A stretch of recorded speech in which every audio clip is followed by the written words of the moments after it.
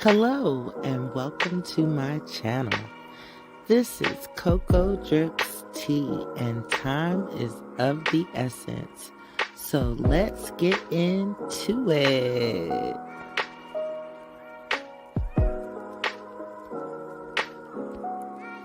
I love my Soul Train dancers, y'all. That's the best. I swear. That's the best part. I love it. Hey, Lamar. Hey, Heidi. Hey, Witches Brew. Hey, Linda P. Hey, Star Olivia. Let's get into it. Yes, I want to hear what this is about. Yes. This is season 2 of Who the F Did I Marry? And we gonna meet Jillian. Hey, Linda P. Hey, Star Olivia. Hey, Chad. Hey, Her Majesty. Hey, Babs. Yes. Let's Please get click the like button. yes on your Hey, way Bab. Yes, hit that on like your button, way in y'all. or on your way out. Please do. Let me set this up real quick. We're gonna do boom, and then we are going to. Riley did her best, but I came in and got it together. So let's get I in. love that picture of you with that blue. Thank you. Okay, let's get to part 1. Wait, Coco, how many parts this girl got? Let's see. And why do they all end up in the scarf and the hat? Uh, After you done with Girl, I've them. been looking Oh, crazy. I don't even I know. saw It's a 24. I think I saw 24. 24. 24. Yeah, Mhm. 24. So Okay. we're gonna start at 1. We can do in 2 sessions even. It depends. She says she is season 2 of Who the F Did I Marry? Oh, she want that 30 hundred. What was it? $300,000. The okay, so do y'all want to see where she says, her introduction and everything? Yeah, I want to see. Yeah, because I Okay, don't know yeah, nothing let's about start. this lady. Yeah. All right, bet. Here we go. What I love about the humble Miss Risa Tisa is that she was not looking for fame. She was not looking for this to blow up the way that it did. And I am so proud of how she stuck with it and she got it out because that was for her. That was not for us. And now that is going to open up pathways for other women to be able to tell their story because some of us have experienced the exact same thing that she went through. So, with that being said, Risa, I know that you didn't do this to be paid, and I know that you didn't do this for recognition. I applaud you, sis, and I know that you made 50 parts of your story. But now let me take on season 2 of Who the Fuck Did I Marry for you. What I love about the humble. Okay, that was it. So wait, just for clarity, after he did that with the Tessa girl, Risa Tessa, whatever her name is, he moved on to this lady, or this lady was in the same raps, like it was the same time frame as him talking to Risa Tessa. We finna find out. We watching this together. Oh, okay, Yeah, okay, yeah. I okay, never okay. seen it. I don't know. Yeah, we watching this together. So let's get into it.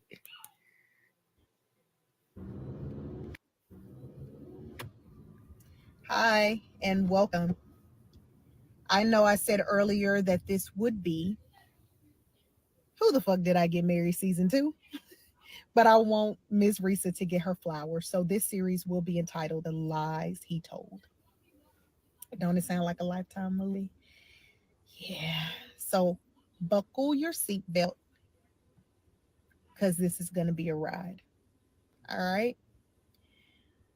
On January 5th, 2020, I contacted a restaurant called Phil and Derek's here in Houston. My best friend at the time, remember, I'm not saying anybody's government or real name or nickname or what have you. My best friend Naya was in town for her birthday. Her birthday is January 5th. And we wanted to do brunch. We wanted to do Sunday Fun Day. We had an agenda that day, but we did not have any reservations at all. So I took it upon myself that morning to contact Phil and Derek's. And when I called, um, a gentleman answered the phone. Thanks for calling Phil and Derek's. This is Jared. How can I help you? I said, Hi, Jared. My name is Jillian. Um, I'm trying to call to see if I can make a reservation today for a party of 5. Jared says, Oh, that's impossible, Miss Jillian. We don't have any reservations, like same day reservations. I mean, it's really busy on a Sunday. I said, man, come on. It's my best friend's birthday. She's just in town until, the morning, or it was like Tuesday or something. And I said, please, you sure you can't squeeze us in anywhere? He put me on a brief hold. He came back to the phone and he said, I got you. I said, bet, my dog. I appreciate that. And he said, hey, but when you come, bring me a Powerade. I said, a Powerade? He said, yeah. I said, what color? He said, blue. I said, bet. All right. So I round up all the girls. It's 5 of us. Hop in the truck. We drive to Phil and Dairies. We get there, I think, around 1 o'clock. I think the reservation was for 1. We go in. Actually, we didn't go in. I hopped out at the ballet. I think I was the last one to get out of the truck, but I had the blue Powerade in my hand. And I saw this man walk outside, and he was dressed as if he was a part of the staff at Phil and Derek's. And so I walk up to him and I said, Are you Jared? And he says, Yeah. He said, Do we know each other? I said, Here your Powerade. And he was like, Oh, you bought it. I said, Yeah, I did. I said, I wasn't gonna forget about you. So we broke contact. I go in, we get seated at the section, we eat, we laugh, we talk, we drink. A guy, fine ass man, walk up to me that was sitting at the bar. He was telling me his life story. Hey, baby, I work in the oil and gas field. I got that bread. I got this. I got that. And, I'm intrigued. I'm like, oh, okay, boo. Take me out. Do something with me. So Jared walks up and Jared says, Hey, man, she already married. I look at my homegirls. I said, I'm married. I don't see no. I said, Sir, I don't even know that man. I'm capping at this point. Because, of course, I just brought you a Powerade. But we was in there for a couple of hours. And so he had spotted me from the side of the room talking to a whole nother man. So he comes over and he tells him that. So we leave Phil and Derek's. We go to the address, we party. I'm in there, bottles, just us doing what we doing.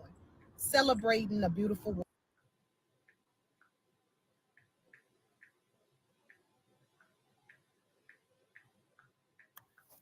Okay, so we got Jillian and Jared so far. Oh, he had her intrigued from the jump when he made that little comment. When he Okay. made that little comment, she was like, ooh. Mm-hmm. I'm married. She Okay. got me fooled. Okay. She was intrigued. I'm tripping because his ass would have been thirsty. A Powerade. Boy, you got me fucked up. Anyway, let me get back to the story.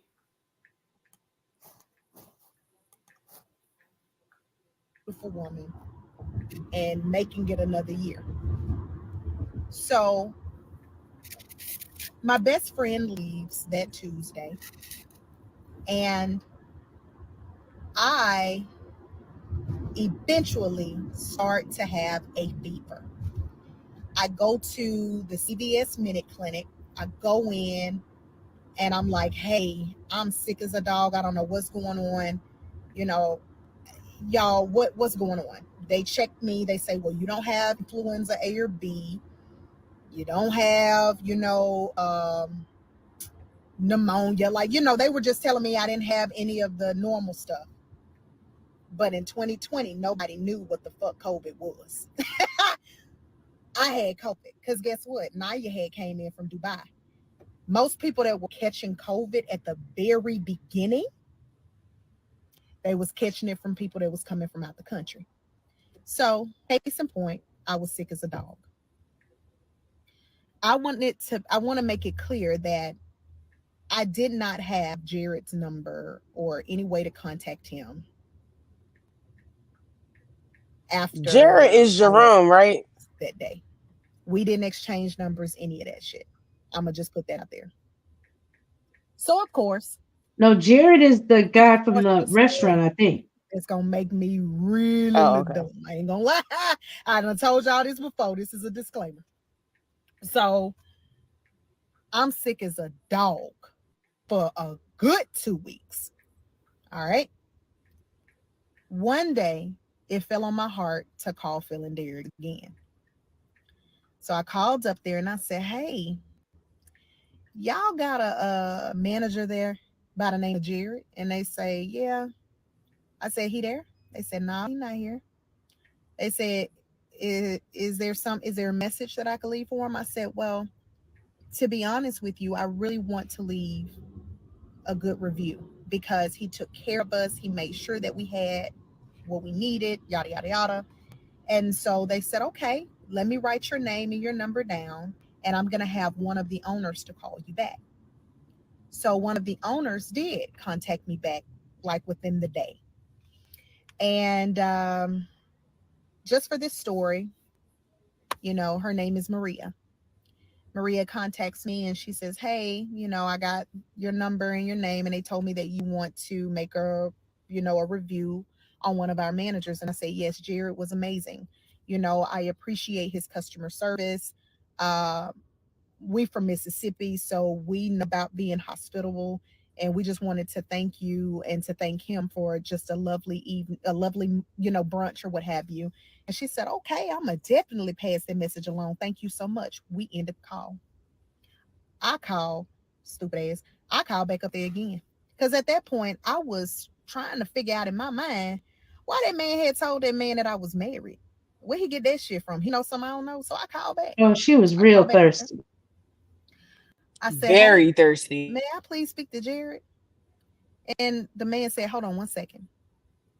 Jared picked up the phone. Hello, this is Jared. I said, Jared, I don't know if you remember me, but this is Jillian, the one that brought you that Powerade 2 weeks ago.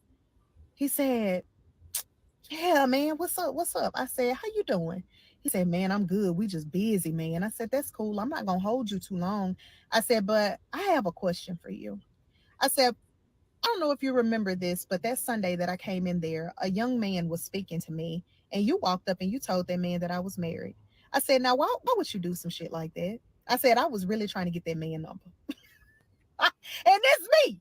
I'm ignorant like this. So I asked the question. I said, why would you say something like that to him? He said, well, dudes come in here all the time and they be, on women, and women really don't be interested. So, I felt, I could come over there and kind of relieve you a little bit because I ain't really think you was feeling it, nigga. I said, oh, okay. He said, but I got to get back to what I'm doing. Is there any way that I can get your number, or I can give you my number, and then, we can talk offline? I don't really want to be on these phone. I said, oh, that's cool. He gave me his number. And so we started chit-chatting. We started talking. Maybe about a week later, that's when everything started to shut down here in Houston because of COVID. Now, part 2 is where it really gets going. So I'm confused. Wait, hold up. We're not talking about the same man. That this would be. No. We're talking about a different man. Yeah, this is a different story. And COVID had all these women looking crazy, didn't it? Yes, they did. That's why I had to clarify that. Like, are we talking about the same man, or are we talking about a different man? So we talking about a different man. And let's be clear. She's pursuing him. Okay, he's not She sure pursuing is. her. Yeah, She she sure is. pursuing him. Because let's not forget that she called to leave she did called to do a review, She and then wasn't even calling to do no review. No, 2 weeks later, she was but calling to trying to say, "What can I do to get this man and talk to this man?" but when she did that, she left her name and her number, and he didn't call her. She called back 2 weeks later, right? Yeah. Am I right? He did call Mm-hmm. back because that's what she said. Yeah, because he didn't call her, but she had left her name and her number. So she's starting off thirsty as fuck. Anyway, Desperate. let's get to part 2.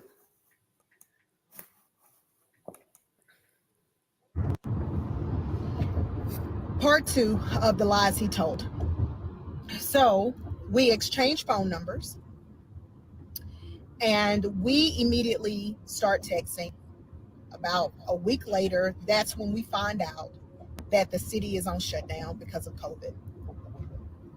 So our very first date, red flag number 1, because it's going to be several. Just so you know, it's going to be several. First red flag. Hey, if it's okay with you, I'm gonna be at work all day. Um, is it okay if I pull up on you? We can do dinner at your house. You don't have to cook. We can order a piece of something light, something like that. And I said, okay, cool. My son, the only son that I had at the time, which for this series, his name is Walker. Walker was with his dad that day, so I had the house to myself. It had to be a Wednesday or a Thursday. So I ordered the pizza.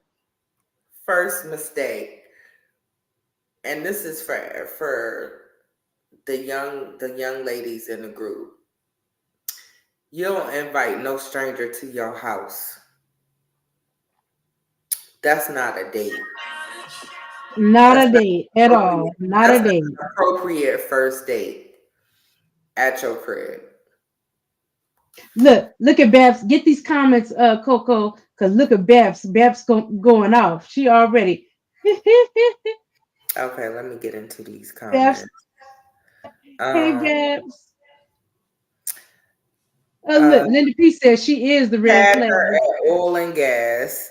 Tamika, it's a whole different story with different people. Babs said the restaurant. The Witch's Brew said no. This story doesn't have anything to do with the other story. She wanted his butt. She wanted. Oh, okay. Babs said she wanted his butt. Tamika said her story doesn't sound real yet. Babs said yes, Candace. Right, Coco. I'm with Linda P. She is the red flag for real. Babs said he should have had the red flag on her butt. Yeah, I agree with you, Babs. Okay, all right, okay. I just want to stop there real quick. Let's get back into it.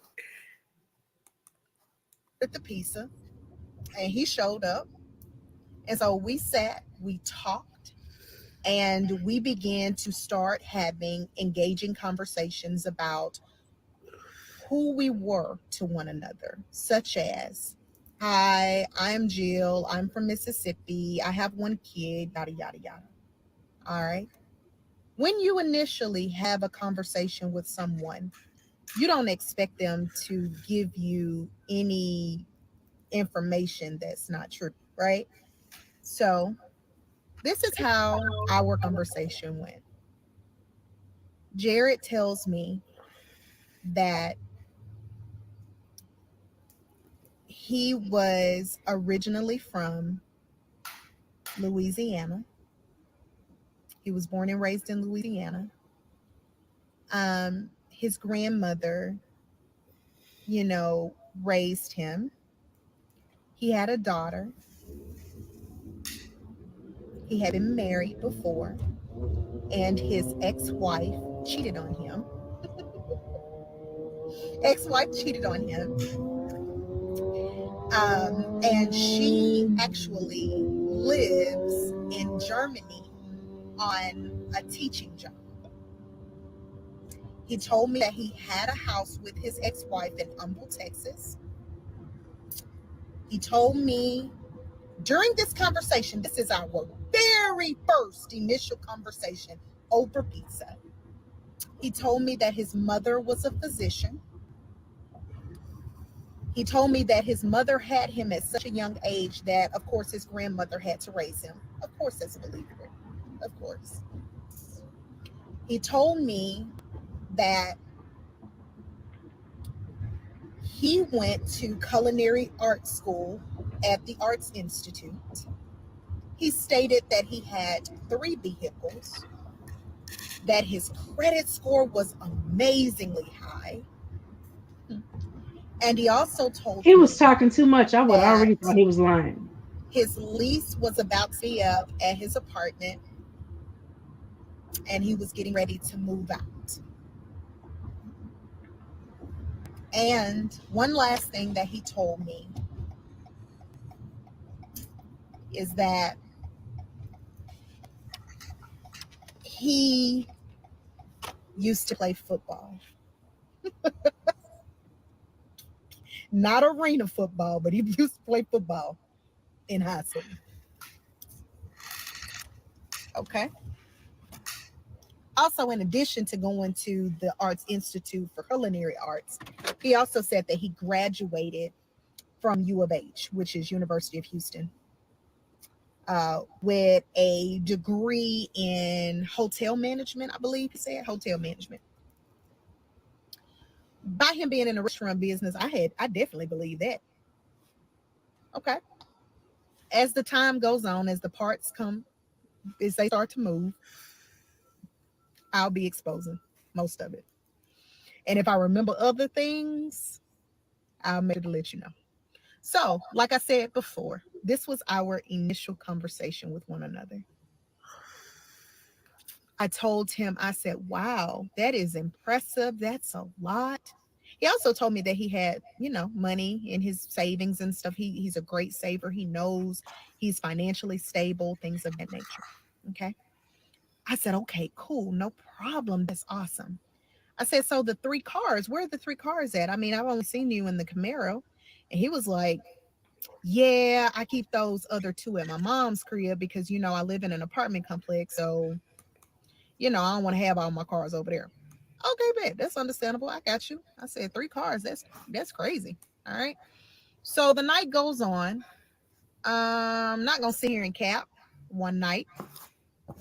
If you follow me, you follow me. It was a one night. Wasn't this their Was it first time mean she meeting? had sex with him? Wasn't this their first time meeting? So how would she The know it? second time meeting personally. Okay. I don't know, y'all. It's giving me. I'm trying to get the same bag that Risa Tessa, whatever her name is, gave. So I'm trying to just give a make believe story. I feel the same way, but we gonna Mm. keep watching for kicks and giggles. Yeah, yeah. And that man never left my house. He went to work. He would come back the next day. He went to work. He would come back the next day. So during the time when I met him, he was driving a Camaro. One night, he picked me up from Prospect Park. I got an Uber there. He got off of work at Phil and Derek's, and then he came and scooped. Wait a minute. So this stranger comes to your house for a first meeting, and then he just keeps coming back to your house, and you're okay with that? No, she got the penis. That's what the fuck. Yeah, that's what she was alluding to. That they had sex that night. Okay. Just to clarify. Scooped me up. I noticed on that night that he had a pink tag on his Camaro, and there was a name on the back, and the name said Cece. So That was weird to me because his name was Jared. So we go home and, I didn't bring it up or anything. So as time goes by, we basically shacking. But let me be clear. The first week that he started living with me, he was paying my bills. He paid my rent. Here He we was doing go. groceries. He was doing for my son at the time. He was most definitely paying my household bills. And I was pocketing all my money. Most definitely was. So one day he comes home and now he's in a Nissan Altima.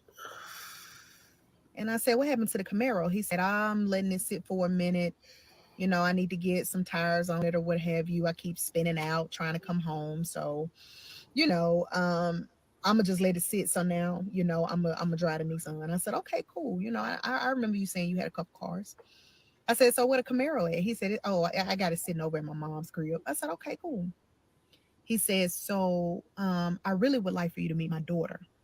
Now, he told me on one of our initial conversations that he goes and he sits at the grandmother's stop sign to get his daughter from school every day because her mother cannot do so. I said, "Wow, you pick up your kid every day? Like from the bus?" He said, I "Yeah, thought the she mama stopped had a working teaching Humble." job in So Germany. I drive out Okay. there to Humble, make sure she gets off bus fine and everything. And then sometimes, I go and take her to get something to eat and then I just run her back to her mom's. But she's going to school in her grandmother's district. It never dawned on me to ask him why the grandmama can't get her off the bus. Never dawned on me. So I said, "Okay, cool." And so I noticed that he worked extremely long hours. And when I mean extremely long hours, I mean he would sometimes leave at 6 in the morning and he wouldn't be back till like 2 in the morning the next morning. When Phil and Derek's, they stay open till about 2, but he would say, "No, we got inventory, babe. We doing this, we doing that." So of course, when you're in the restaurant business, I know they have long hours. I do know that. I do know that. So I ain't knock him. I ain't asked too many questions at the beginning because I was like, surely he working. He paying these bills, he working. I ain't worried about it. That's why I fucked up. I didn't ask shit. And I'm gonna tell you now, when I get to part 3, you'll start to see the lies he told. So I just want to stop right there and say I have a degree in hotel and restaurant management, and the reason why I never really did anything with that degree was because being in college and working for a hotel and a restaurant, I saw that the managers of both restaurants and hotels are there all of the time, and it's not a conducive situation for somebody that's trying to have a family, because if anybody calls out, the manager's got to be there. So him telling her that shouldn't have been a red flag, off the top, if you're dealing with somebody that's a manager of a restaurant or a hotel. So that really wasn't a red flag. But anyway, we're going to go to, was it part 3? Yep. Let's see. Wait.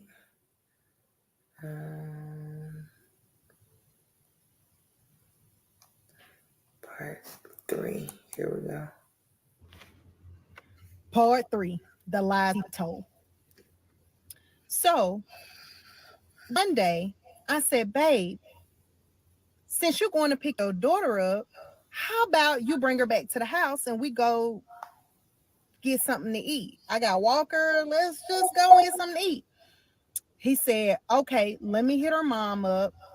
Let me make sure that's cool. I'm going to let you know something." So he calls me back about an hour later. He was like, "Babe, I'm bringing CC." Cool.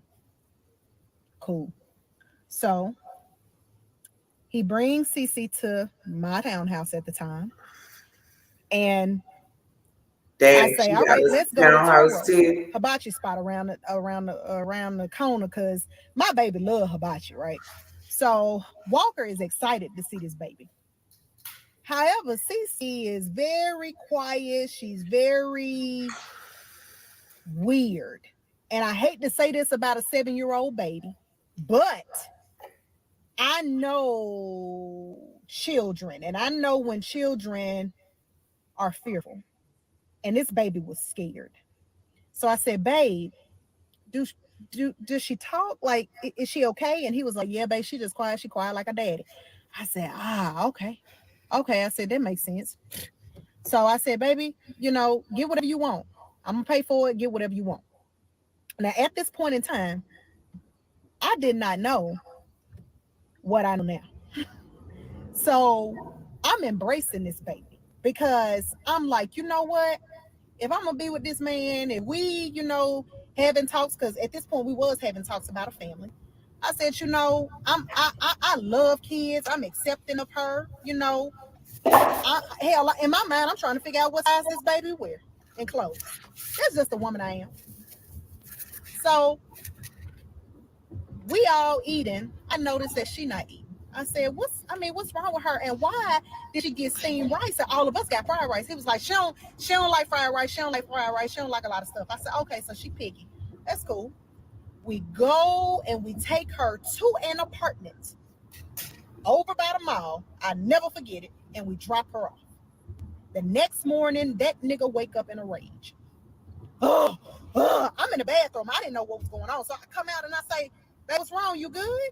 I'm thinking there's something going on at the job.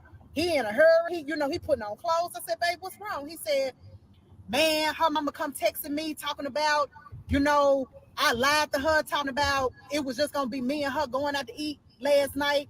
And Cece went home and told her mama that I was out to eat with you and your son. And now it's the whole thing. And now she won't even let me see my daughter no fucking more. Man, I'm so tired of this shit. He throwing shit. And I said, man, wait a minute. Hold on. I said, now, woman to woman, I could holler at her for like for you. I can, talk to her, because maybe she is disrespected. She ain't met me yet. Don't bring nobody around my motherfucking baby if I don't know you, And so he said, no, babe, that's bullshit. That bullshit. He going in. I said, okay. I said, I'm gonna let you handle it. I said, but you got rights to your baby, right? Like, you able to see your baby because you told me you was on child support. Yeah, man, I'm on child support. I said, okay. Matter of fact, every time I look like that, just know it's something behind it when I look like that. I said, okay, well, child support order, you get visitation rights. She can't deny you your baby, man. I said, and, I understand that you still trying to get this baby your last name or whatever because of how the situation went down. Let me explain to you how he told me the situation went down of him finding out that Cece was his baby. He used to work at Buffalo Wild Wings for 12 years. That man said that a woman started working at Buffalo Wild Wings, and she and him had a thing. She ended up getting pregnant, but he didn't know that she got pregnant because she left Buffalo Wild Wings before she got pregnant. Obviously, they had a one-night stand. And he said 4 years later, she walks into Buffalo Wild Wings with his daughter and said, meet your daughter. This is your daughter. He claimed that they went and got swabbed, got a DNA test, and it was his baby. He said he is still working to get the baby last name his last name. But right now, she got her mama last name. Okay, cool. Now, before I met this baby, I said, let me see a picture of it. He showed me a picture of it. I said, oh my God, she mixed. Damn. I said, okay, what she mixed with? He said, she mixed with Mexican. I said, okay. I said, show me a picture of her mama. He showed me a picture of the mother. But it's always a naiveness to their madness, because when he showed me her page, it was her Facebook page. And I always remember names. I'm gonna remember names, numbers, street numbers, all that shit. I'm gonna remember all of that. So I remembered her name. So by this time, I said, okay, well, let me know if there's anything that I can do to help you. Let me know. Another thing about Jared is he never wanted me to. Okay, guys, thank y'all so much for Oh allowing my me to be the God. Wait, what just happened? Hold on. I'm sorry. I'm so sorry. Well, she didn't end it like she was usually ending it. If it ended, I think that we was Okay, on number guys, It 3. didn't thank y'all so much end. for It allowing me to didn't be the end. Hold on. work after I got sick. Okay, so the Houston shutdown probably happened in March, but at some point when Wait, people wait, started getting wait. sick early, I'm trying to get to part 3. Okay, here's part 3.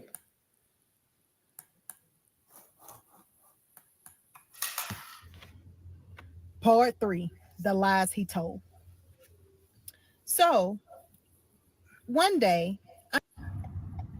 it was her Facebook page. And I always remember names. I'm gonna remember names, numbers, street numbers, all that shit. I'm gonna remember all of that. So I remembered her name. So by this time, um, I said, okay, well, let me know if there's anything that I can do to help you. Let me know.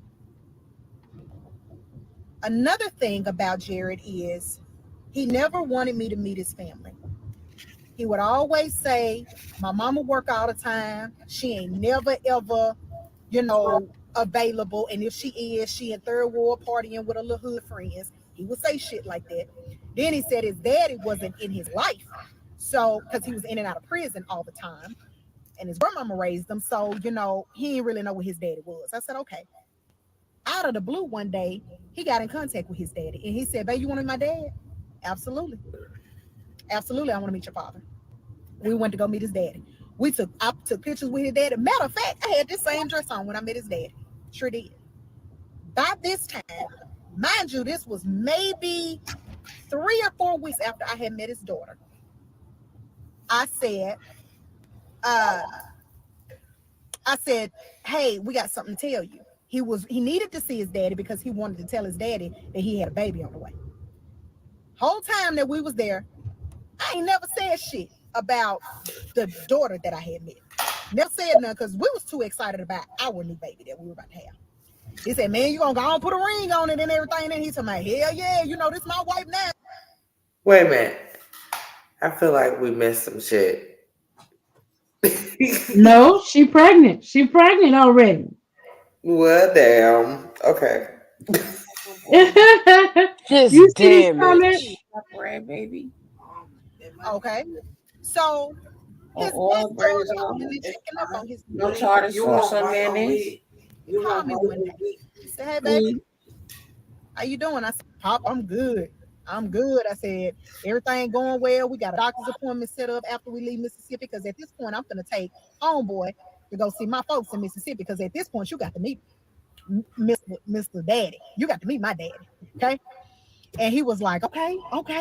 I said, and speaking of, I forgot to tell you when I saw you that I had met your other beautiful granddaughter. He said, Chucky daughter. I said, Chucky. He said, yeah, my daughter Chucky. I said, no, not Jared's sister. I said, Jared baby. He said, Jared baby. I said, yeah, Jared daughter, CC, man, stop playing. He said, Jared ain't got no motherfucking kids. Huh? I said, man, Jared has a 7-year-old daughter. Maybe you confused because he was you've been in and out and stuff. And he said, man, I ain't been in and out that damn long. And to be honest with you, he said, I'm gonna just tell you this. My nephew told me when I was locked up that Jared is a stone cold liar. He said, so I'm gonna tell you right now, ain't no way in the world Jared would have had a baby without telling his mama or me. Ain't no way he would have done that. He said, have you talked to his mama? I said, I ain't never met his mama. He said, exactly. Now, I got to go to church. But part 4 will be coming tonight. Stay tuned. Oh, Uh-oh, let's see. Let's see. These fries taste good. Well, damn. Caju boy. The Oh, they are? daddy done spilled the whole shit. Yeah, all in that.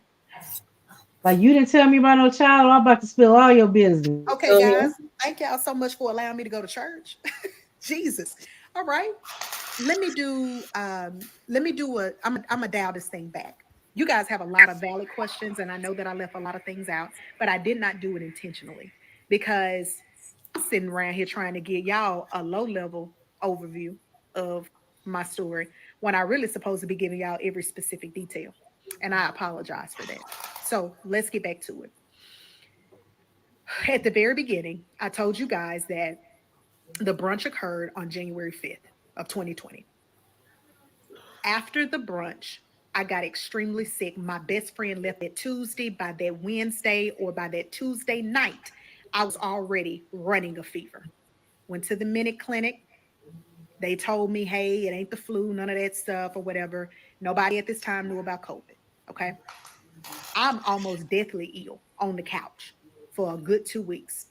My kid wasn't here with me or anything. So I was basically trying to fend for myself.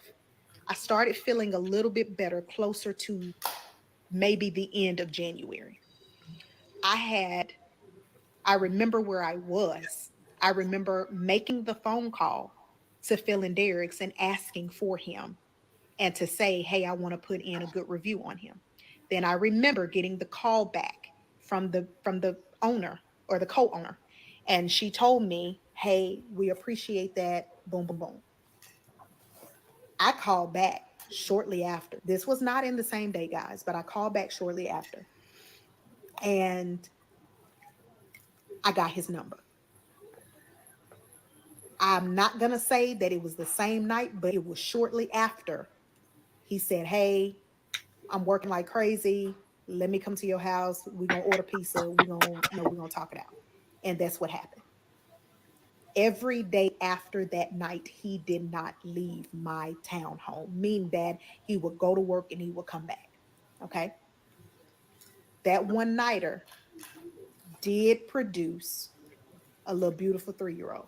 It did. Okay. I just want to make that clear. I'm really not too concerned about the dates right now or the months or whatever because I'm trying to make sure that I give you guys this high level overview so there won't be any discrepancies in the story because I am telling 100% truth on this shit. Can't even sit here and make this up. When I met the daughter in February. We went out for hibachi because someone commented and said, well, the shutdown didn't happen until March, sis. Cool. I appreciate that. Because, see, the shutdown for me happened when I didn't go back to work after I got sick. Okay. So the Houston shutdown probably happened in March. But at some point, when people started getting sick early or mid February or early or late March, I mean, or late February, Phil and Derek's was doing like small capacity. Like you couldn't go in there and do brunch on a Sunday like we normally do, and the DJ in there, that shit wasn't happening. So, like I said again, I will probably be off about the dates. I apologize about that. We took the daughter to eat, and then shortly after I met his daughter, I met his dad. Okay, I met the dad in February. All right, when I met the dad, I knew when I met him that I was pregnant. When I met the daughter, I did not know that I was pregnant. Okay. So, with that being said, I want to start part 4, but I also want to clarify something else that I did not tell you guys. I met his dad in the latter part of February, but on February 28th, he proposed to me on the side of the bed. There was no, exotic engagement or whatever, like, hey, will you marry me? You're about to have my child. I want this for life with you. This is for lifers, all that shit. Yes. Okay. I said yes. I remember going to the nail shop that day, Facebook blowing up, Instagram blowing up. Yeah, she getting married, yada, yada, yada. I remember all of that. Okay. So Now we're going to enter into how the rest of the conversation went with dad, but we're also going to tap into another thing because now I am going to talk to you about the ex-wife and the story about that. Okay, guys, thank y'all so much for allowing me to go to church. Jesus. All right. Let me do a I'm a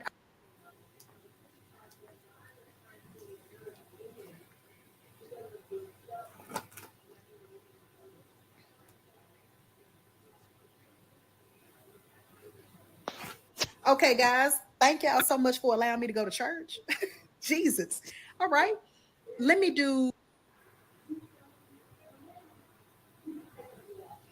part 4 of the lies that he told. So I quickly get off the phone with his daddy, and I remembered that I saw the girl's Facebook page, the alleged baby mama.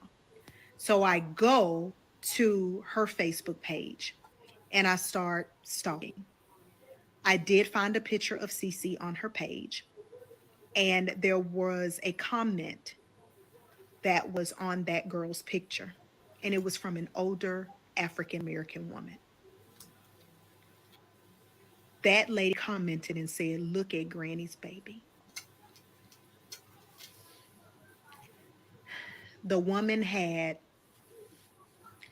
Cece's last name, and the mom had Cece's last name.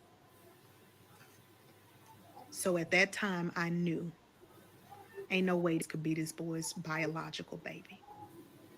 I waited for him to come home, and I said, "Jared, I have a question for you, and please believe me that if I ask you a question, I already know the answer to it, so please don't lie to me." I said, "Is Cece your biological kid?" That boy looked at me and he said, yeah, that's my baby. I already told you about, the Buffalo Wild Wings. I said, I hear you. I said, but let me tell you what I found out today.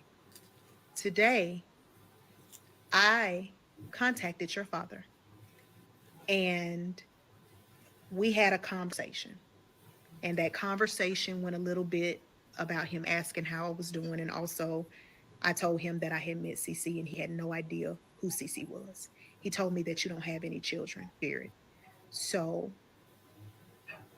are you going to be honest, or what's like? I need you to tell me what's going on. That man looked at me and he said, "That ain't my baby." He said, "But I was with her mom for some time and I was about to get ready to try and help raise her because her dad is in jail. Her mom is still legally married to the father of that child. And I got so close to her and her baby that I told her that I would take responsibility as a man to help her raise her baby." And I looked at that man and I said, "So you mean to tell me that you went and picked up another man's baby and claimed that child as your own and brought it to this situation? And like, why would you do that? Why would you do that?" I mean, because, I said, "But you also told me that you was on child support. So that was a lie too? Like, you're not on child support? I give her, I pay half of her rent." I said, "You pay half of her rent? You pay half of this woman's rent, Jared." "Yeah, I'm doing the best that I can to try to help her." Y'all, all of that was a lie. That man was not paying nobody's half rent. He was not doing that. He was not doing that. So that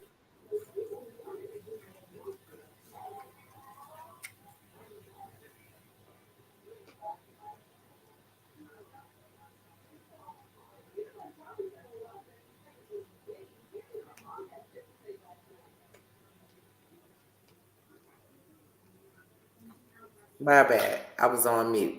I Get just her, want Tamika. Get her, Tamika. at this point, how many of y'all would have been out? You paying some other woman's rent? on some child that ain't even Yes. But the thing of it is, even on her part, why you questioning him about what he was doing with somebody before he met you? yeah, but at the same time, it's like, Now you with me and you telling me all these lies. Mm-hmm. Yep. I mean, he is being a liar, but I would have been out. some of the questions that she's asking, are before her time. I'd have been out then.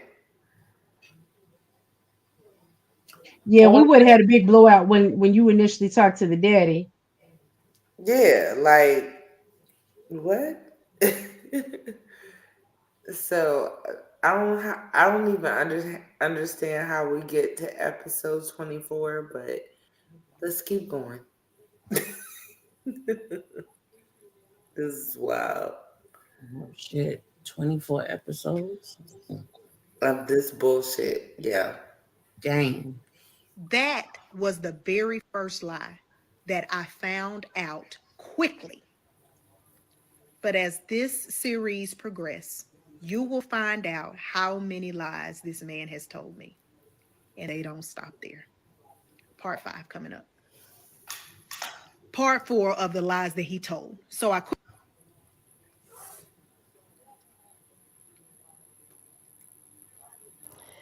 Hey TikTok, stop. Oh Oh, you can't do that no. up here. Stop. Give it to me. Okay, so Hold on. I'm finna. That's crazy.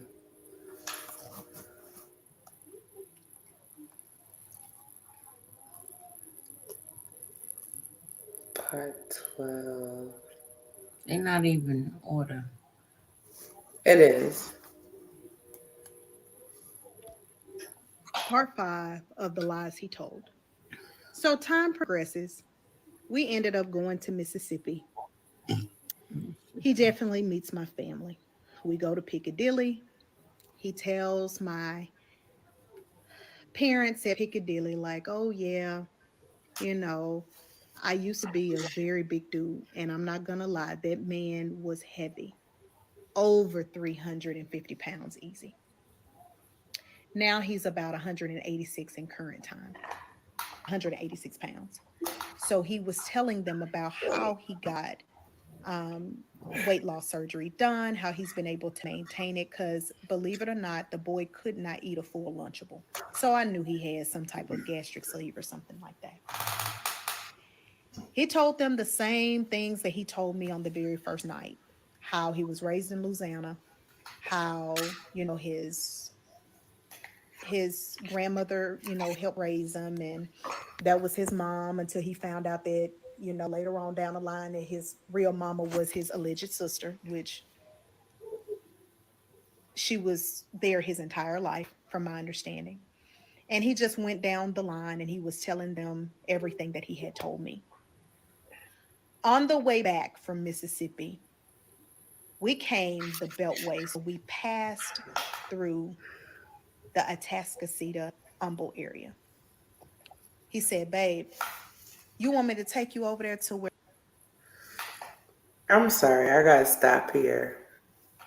Let me make sure I'm not on mute. I gotta stop here. Is anybody feeling sorry for her? Hell to the No, no. no, she moved him in after one day. She moved him in after one meeting. Like Yes, Candy, yes. you were thirsty from day one. Yeah.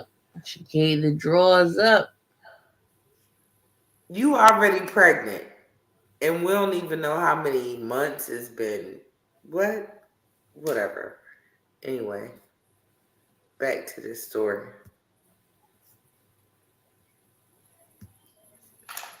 me and my ex-wife used to live.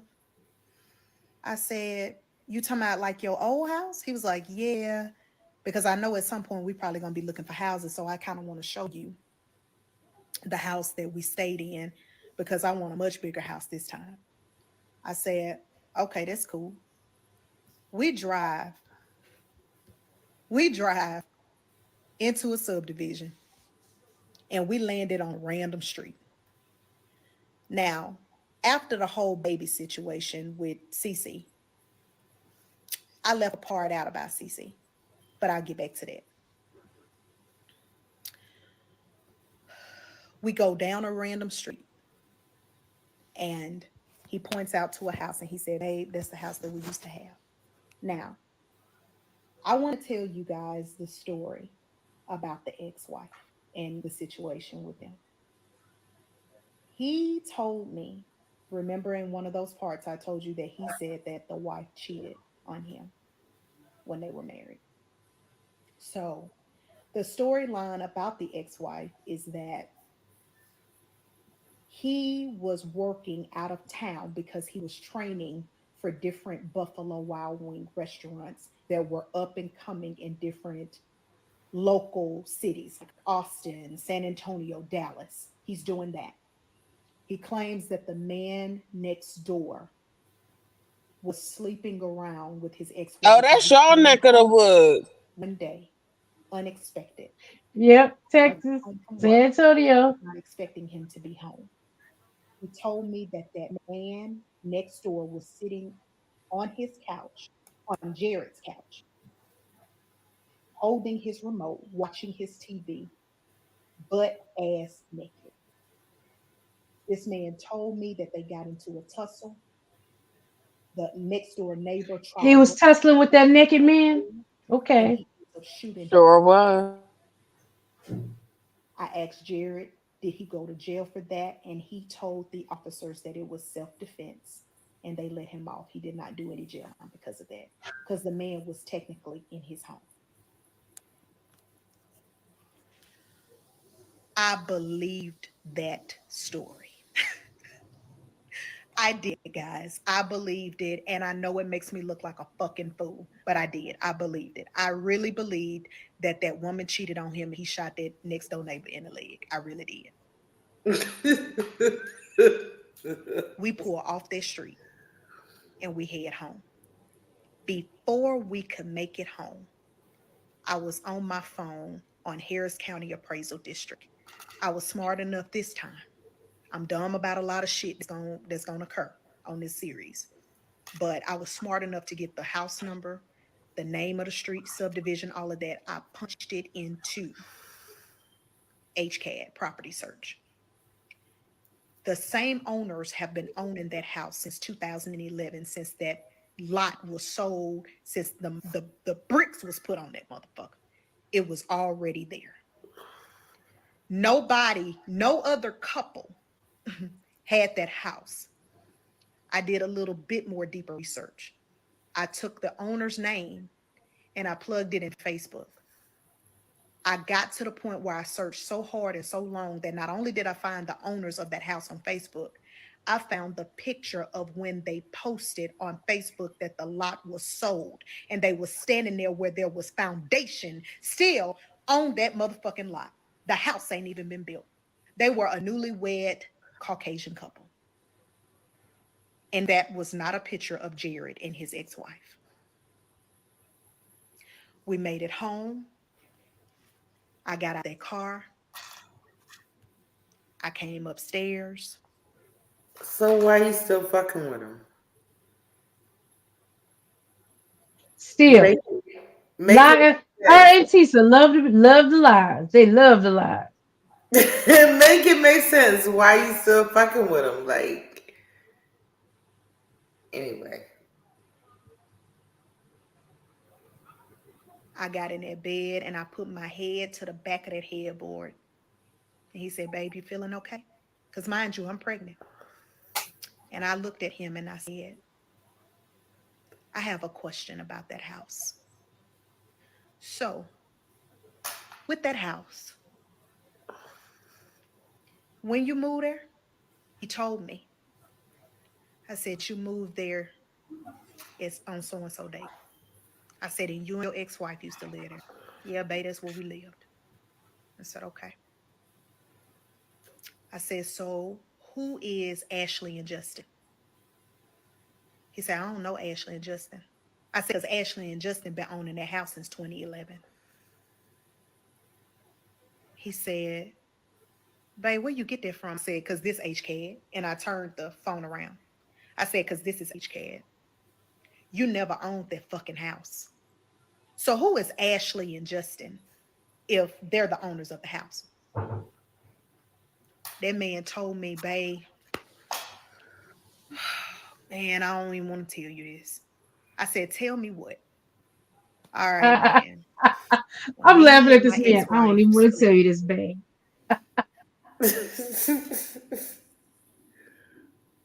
What'd you say, Candy? Just says, babe, I don't even want to tell you this. Go ahead and tell me. He's making me laugh. She want to hear the lies. Like, anyway. Ashley and Justin let me crash in their garage. They got their garage set up like a man cave. And to be honest with you, babe, you saw the boxes in the garage when we passed through there. That's actually where I stored my shit at. I said, Jared,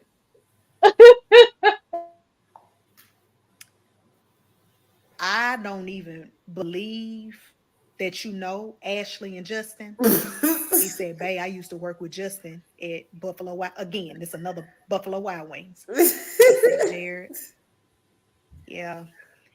I don't know how much more this I could take. Babe, I promise you. I promise you ain't lying. I said, okay, cool. He got so upset and so angry because I kept saying, all right, cool. All right, cool. Don't even worry about it. Okay, cool.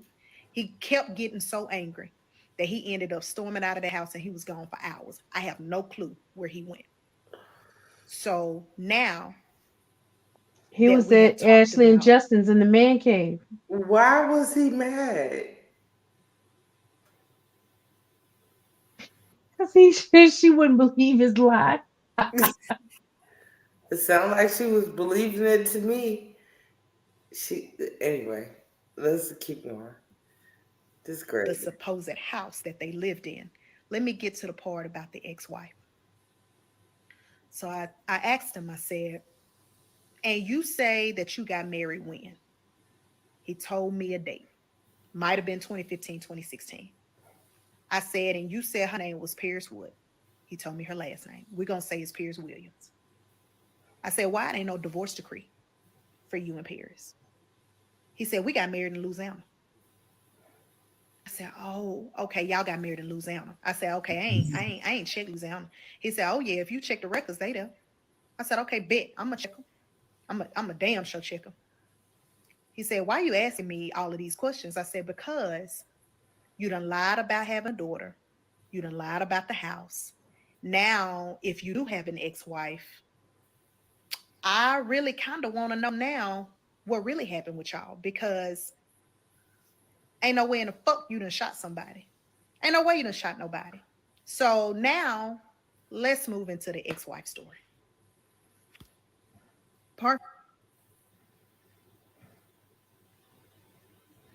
He shot somebody. What the hell? Okay. I'm lost, but I'm gonna stay on mute. MEP rule. Part 6. I'm lost too because somebody done got Part shot. 6, the lies he told. So before I found out about all of the lies, he explained to me about how he met his ex-wife. He told me that him and his ex-wife, they met in high school. They were actually high school sweethearts, went to prom together, the whole nine. They had been together for years. He told me that shortly after they graduated, they decided to go ahead and get married down in Louisiana. And he told me that him and her were unable to ever conceive a child due to the fact that he was very obese in the earlier part of his life, and also up until around the age of 28, because he did tell me that he got the gastric sleeve surgery. He told me that it was impossible for him to have kids. His stuff just didn't work. And I said, wow, that's crazy. He said, and to be honest with you, it is so crazy that you got pregnant by me. He about to really make her. He about to really make her feel like a fool. I don't know if that's my. Fool. I don't know if big that's my ass child. fool. When has fat kept anybody from getting pregnant? Girl, I didn't even know that they was related. I'm dead. This nigga is like, is that my baby? And look at Venus, obesity. Wait, what Venus say in the comments? Obesity affects sperm strength. Never. Girl, I wouldn't know because I would have had these 2 kids I had if it did. I'm done. I'm just saying.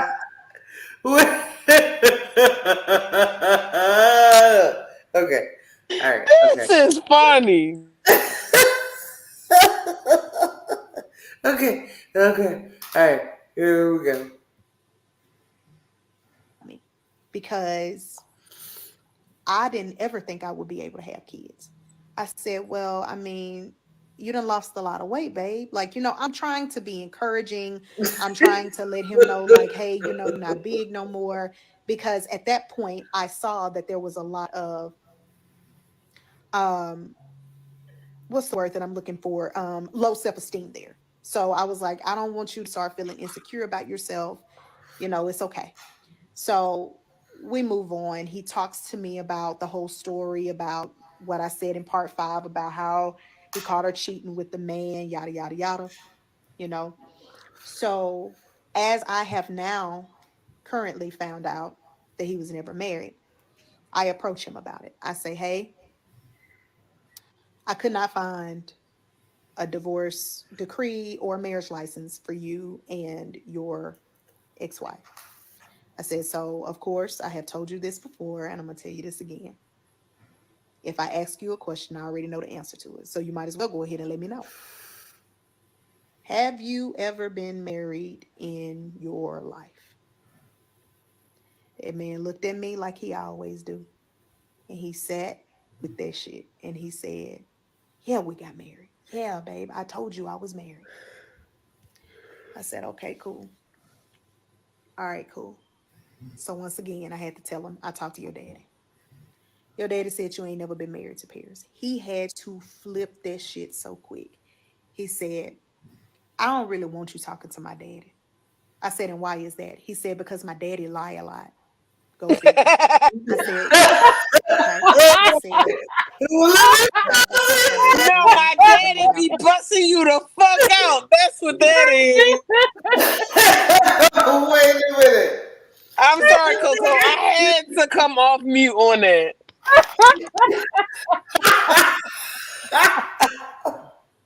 My daddy lied. Oh my God. He said my daddy in my business. Oh my God. Wait. I'm dying laughing here. I'm dead. Oh boy, I am dying He laughing. said, I don't want you to talk to my daddy no more. My daddy lying. Why? Because my daddy be lying. No, motherfucker, you be lying.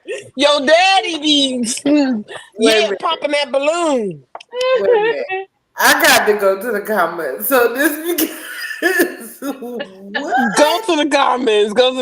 I want to know what they talking about. What?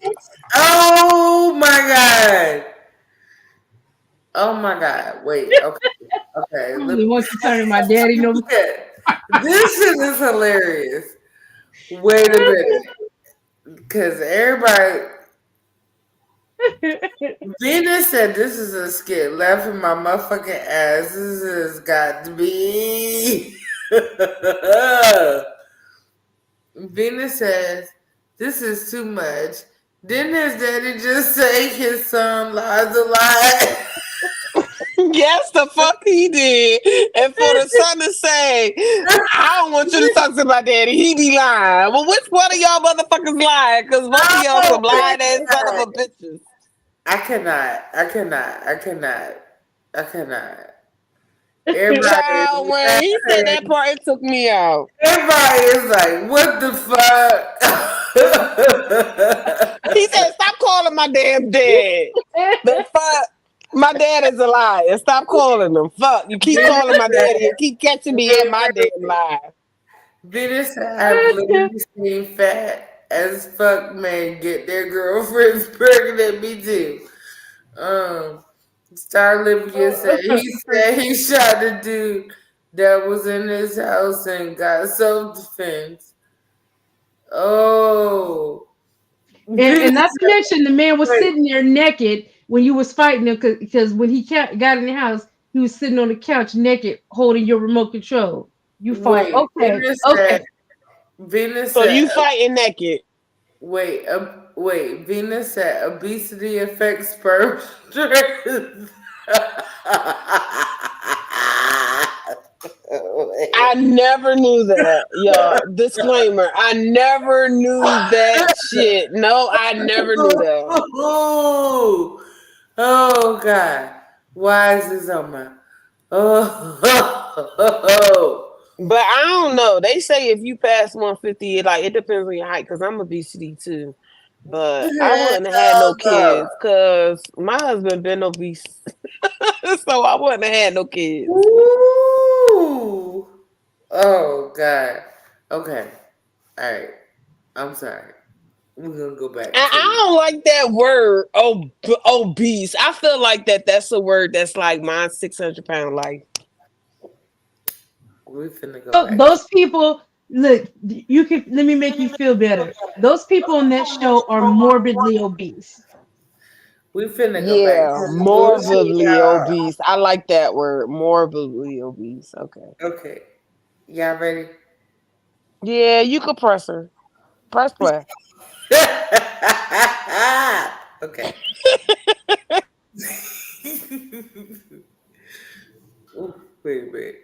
Okay. Hold up. Boom. About Pierce because I caught him trying to fuck Pierce at a house party. I said, "Do what?" He said, "Yeah, the nigga trying to fuck his own daughter-in-law." I said, "Come on, bruh."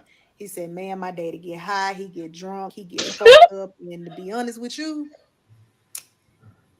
he will try to fuck you too. I'ma just be honest." And I said, "No, I don't get that part. I Hell don't get that no. part." Now, I do understand that people have a past. There may have been times where his daddy may have gotten a little too loose in certain situations, but I did not believe that his daddy tried to hit on the ex-girlfriend. And at this time, he was saying his ex-wife. I did not believe that. So I ended up finding Paris on Facebook. I did not approach her. I did not communicate with her at all. But I did go to her Facebook page and I did notice that she was currently still living in Houston, Texas. She did have on her profile that she was single. There were no pictures of her and Jared. She was currently in Houston, like there were pictures of her at different places in Houston, different places. She was not in Germany. She was not in Germany, not at all. And she does not even look like the type that would even be a teacher. I really don't know what her profession is, but did not look like that type.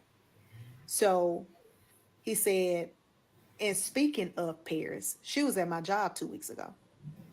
I said, "At your job doing what?" He said, "She was up there with her homegirls." I said, "But I thought you told me that she lived in Germany." He said, "Man, she told me that she was back for a couple of weeks." He's still lying. Still fucking lying. I said, "He here for a couple weeks. If she here for a couple weeks," I said, "that doesn't even make sense, Jared. That don't make sense. That don't make sense. That don't make sense." So, in all, I did get him to admit to me that he had never been married. He ain't never had no kids, and he never did live in that house. I did get him to admit that.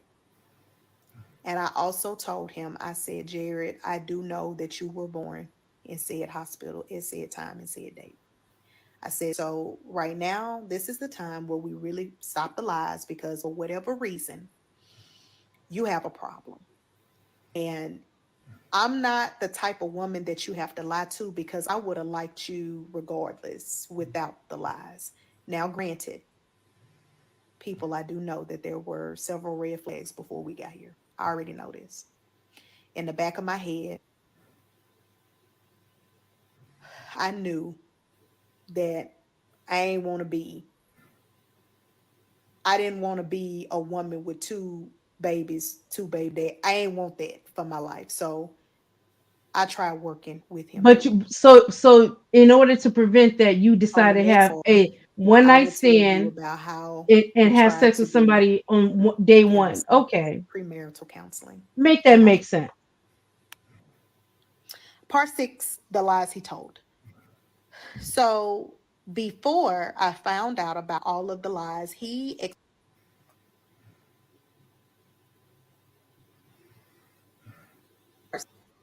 part 7, the lies he told. So now we're moving to that place where we really need to do premarital counseling. And honestly, we need to do personal counseling. He needs his own therapist. I need my own therapist. And I told him, I said, um, I am willing to walk and to work with you through anything, but you cannot continue to keep lying to me. You cannot. You cannot keep doing this. I told him that I was unaware if he had been lying his entire life, but I know that I am going to continue praying for you. I still wanted to be married. I still desired to be married so badly. And I stuck with that man through premarital counseling, through all of that. So we started going through counseling. And I'm not going to lie, the lady handled the both of us with a lot of grace. She triggered a lot of demons within that relationship. She really did. Up to the point where he told me, he said, "Hey, I think she's biased. I really want a male to do our counseling. Let's not go to her anymore." And I agreed. I told him, I say, "No, if you feel that way, I do want the both of us to be comfortable. So if you do feel that she is biased, or, if you don't think she's the best fit, we can most definitely move forward with another counselor." So we tried allowing my cousin and his wife to counsel us. And then that's when I broke the ice and I told him, "Y'all, this man is literally an habitual liar. Like, he is a liar. And I don't know if I am taking the right step here." They told me that I should basically investigate on why he's lying like this. And what, like, in other words, ask him, why does he feel like he needs to lie to you? And then build from there. And they worked with us. Now, his reason to all of us for why he was lying was because he knew that in order to keep a woman of my caliber, he knew that he was going to have himself together. He knew it. And what dawned on me so crazy was that I had dated men that didn't have a dime to their name, and they still was honest and they still was trustworthy. And then I turned around and got crossed up with a man that did nothing but lie to me. He was paying some bills, but I deserved better. So, in all, marriage counseling did not work for us. Well, premarital counseling, it did not work for us. I prayed. I got through it. He went to every doctor's appointment with me, for the kid. He was there every step away. And I said to myself, I said, "You know what? Like, I'm going to take this chance." It was stupid. It was the dumbest thing. But once again, this was on me. This was totally on me. So I knew that I was dealing with a liar. I knew that I knew the things that he lied about. That was one thing. But I also told him, like, "Hey, don't lie to me about nothing else. Like, let's not do that." So now I want to take you into meeting his mom. Part 7, the lies he told. So now,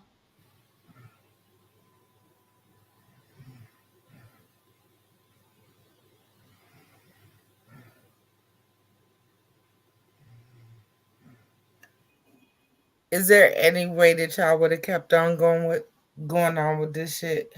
Hell no. there's no way to feel sorry for this woman.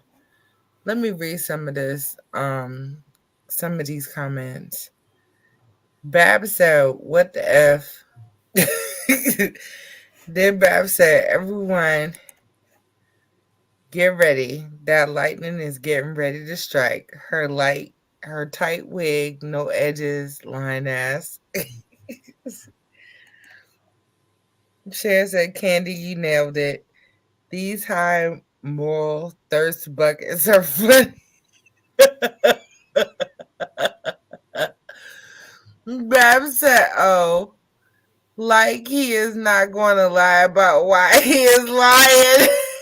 That part. Bab said, "Bingo." Sharon said, "Hell no." This is really ridiculous. She's stressing me the hell out. Being dumb. Anyway, here's part 8.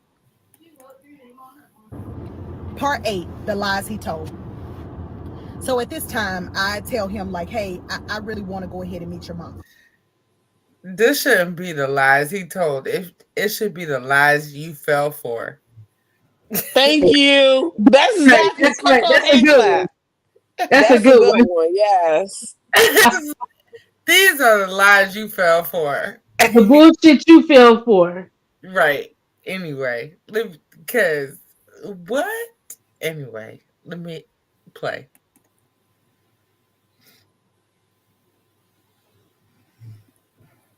Mama. We at least at this point, anywhere between 2 to 3 months in the game. I said, hey, I really feel like it's time that I meet your mom. You've met my family. I've met only your father. I've met a couple of your cousins when we was over there visiting with your daddy. So let me meet your mom.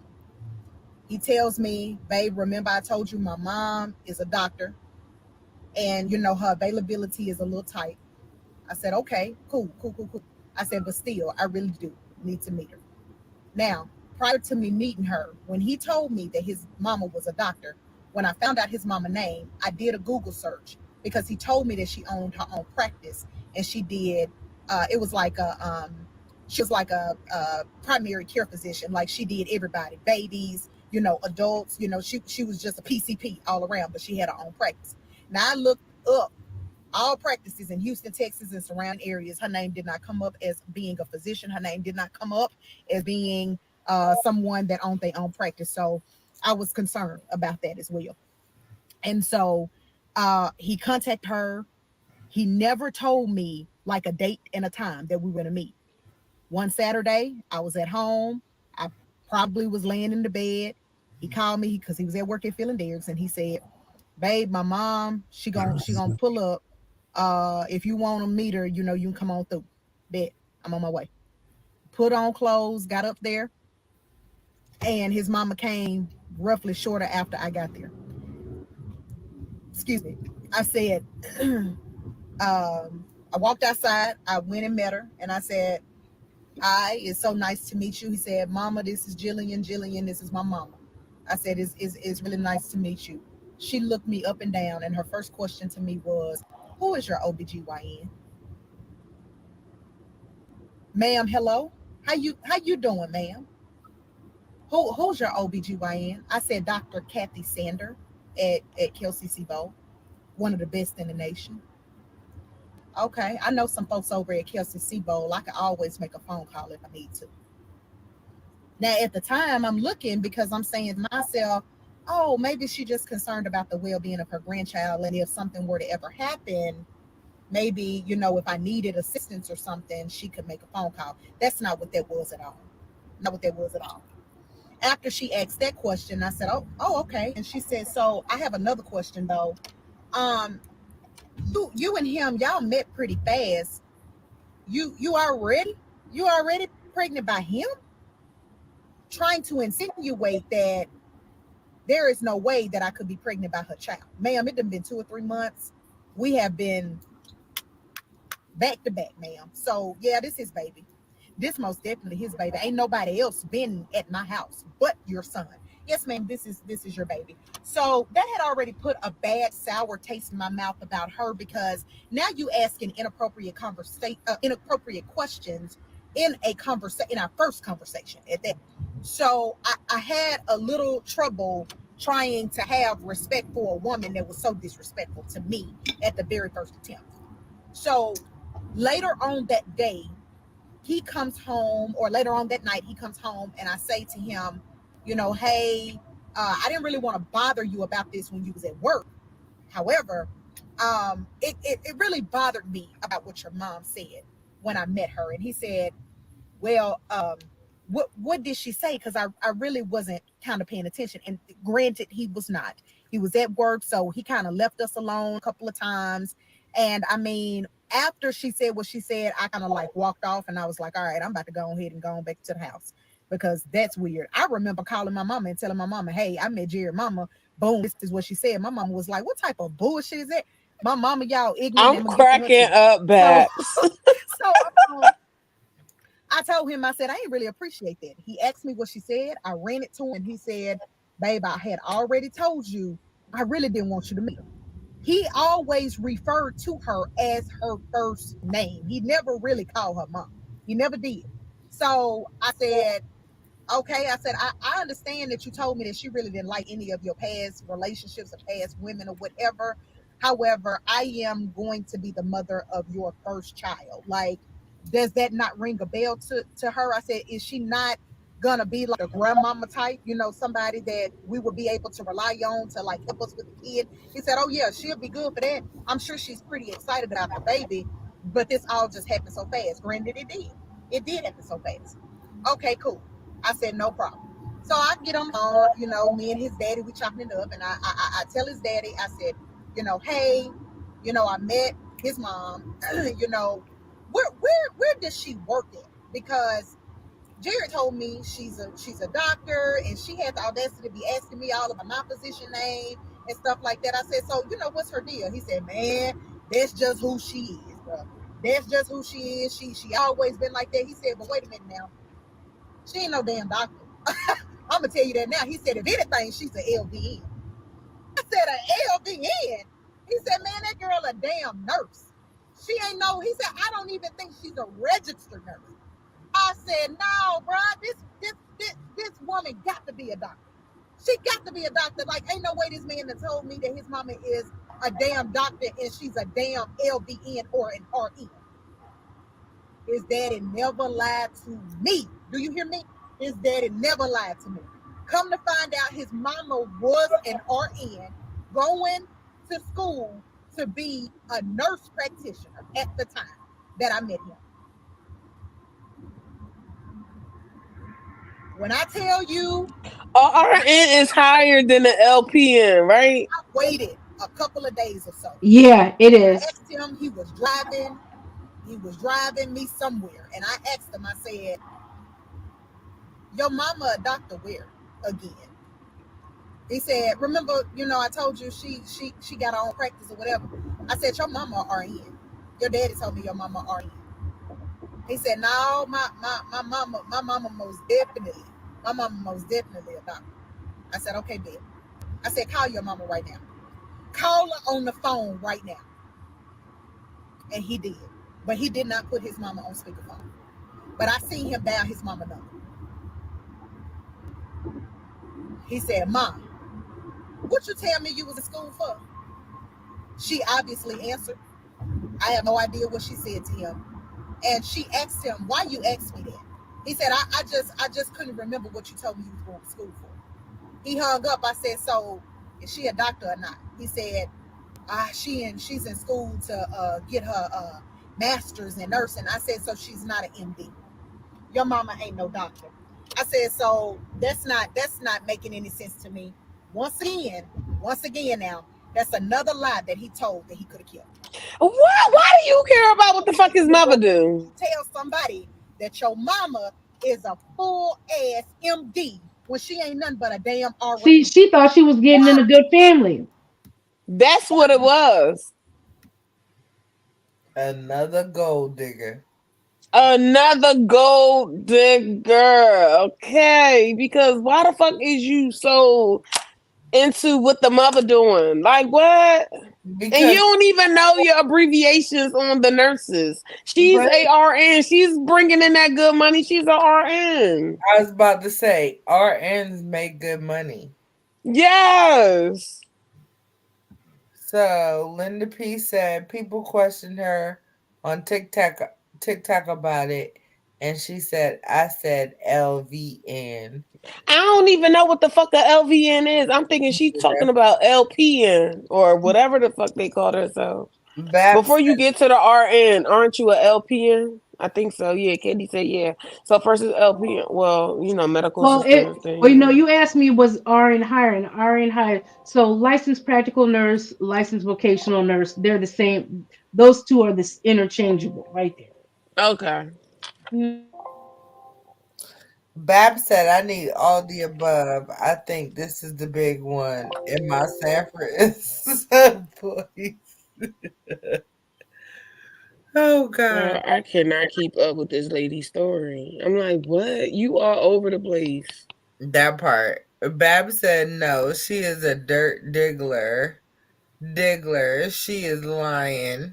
Facts. Like her story's all over the place. But Matter, go off, sis. Go ahead. matter of fact, I'm mad that she said that she was season 2 too. Who the F Risa did I Tessa. She get talking Yeah, about I'm yeah, season 2. yeah, because she definitely ain't telling her story as good as Tessa did or Reese's that teeth. part? Let's just this okay. We all in agreement. Oops.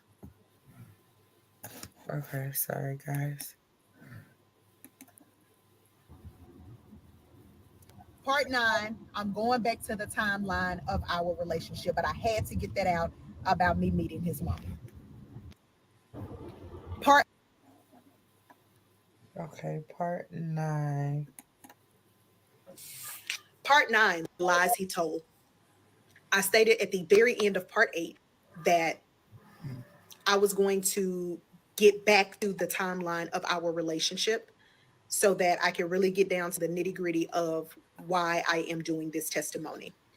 I do want to clarify a couple of things before I start part 9, however, because I do see all of your comments, the negative ones and the positive ones. To address a couple of the negative ones, I understand that you may be confused. Maybe you're expecting me to be exactly like Miss Risa Tisa. That's not going to happen. I'm a totally different woman and I have a totally different story. It may sound similar, but trust and believe, hands were thrown in mine to the point where almost was some killing happening. So I'll get to that. But, you know, let me just be clear that I'm going to tell this story the way that I'm going to tell it. And if you can't stick around for it, try to go and watch somebody else because it looks like a lot of women now are coming out with their own story. So thank you for sticking around how you have, but I'm going to keep moving, pushing forward. Girl! Another thing that I want to clarify, I see a lot of people are still confused about the whole car situation with the tag. That was his mama's car. That was his mama's tag. Okay. The alleged baby was not his real daughter. His dad told me that, and I confirmed that that was not his real baby. I also confirmed that he was never married. I have also confirmed that he never owned a house with his ex-wife. I confirmed that his ex-wife was not in Germany teaching. I have confirmed a lot of things so far. So if you hadn't gotten caught up, try to watch parts 1 through 8. And now we're going back to part 9. All right. So moving along with the timeline, it's all screwed up, guys. It's extremely screwed up. I don't have dates. I'm gonna just be honest. Just keep in mind, my initial meeting with him was January 5th. By the end of January or the beginning of February, we met at my house to have pizza, to have a discussion. We did have a one night stand that night. He never left. He gradually started moving things in over a course of time. February 28th, we got engaged. In March, sometime in March, I met his mom. Let's not forget, I had already met the dad in February. And so around April, Mayish, we are trying to do premarital counseling. So that's the timeline of the events right there. Also in March, we did go to Mississippi to meet my family. So that's the timeline right there. Short, sweet, simple. Don't add none to it. Don't take none away from it. It's cool. We got married June 29th, 2020. Before we got married, there are a couple of things that I want to note before the marriage started. Both of us have always had 2 cellular devices, one personal, one for work. I assumed that his second phone was always from work. He told me that the co-owners of Phil and Derek's bought that phone for him, and that's his work phone. That's where he get his work emails. That's where customers can call to make reservations in with him, leave bad reviews, whatever the case may be. I literally believed all of that. Come to find out, that was a lie. That was another phone that man had that he was paying the bill on, because I could never understand why that phone kept getting cut off. He could not handle 2 phone bills, because mind you, he's still paying all of my household bills. He paying everything. However, I am the type to go through the phone. I am. So I'm going to get to that a little bit later. So before marrying him, I sat in the tub one night, and this will be extremely hard for me to get out. So just bear with me. The night before I married that man, I had already been praying. I had already been asking God, please fix him. And I know that's the wrong prayer. I do. I ain't no weak Christian. Now I'm pretty put together, but at that time in my life, I was vulnerable. I desired to be married. I really did. I said, God, I have been praying for this man. I have been praying for this relationship. I have been praying over this baby that isn't here yet. I do really, really care for him. And I really think and really know that he cares for me and my son. And I was talking about my oldest at the time. I said, so I need a sign. I need you to let me know if this is my husband or not. Immediately in my spirit, I felt no. I heard an audible voice tell me, this is not your husband. No.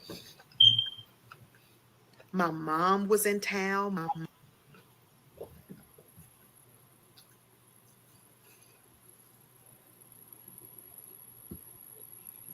You pray for this. You ask for God to tell you. God tells you no. Why do we have 24 episodes? We had 52 with Risa Tisa, and her tire blew out on the way to meet him. Risa didn't reach Tisa. out to God and ask God. She didn't. I'm about to say she ain't reach out to God but so much. But she need to take God out of the group chat, especially my God. Take him out of the group chat. Because what? Anyway, I just wanted to say that real quick.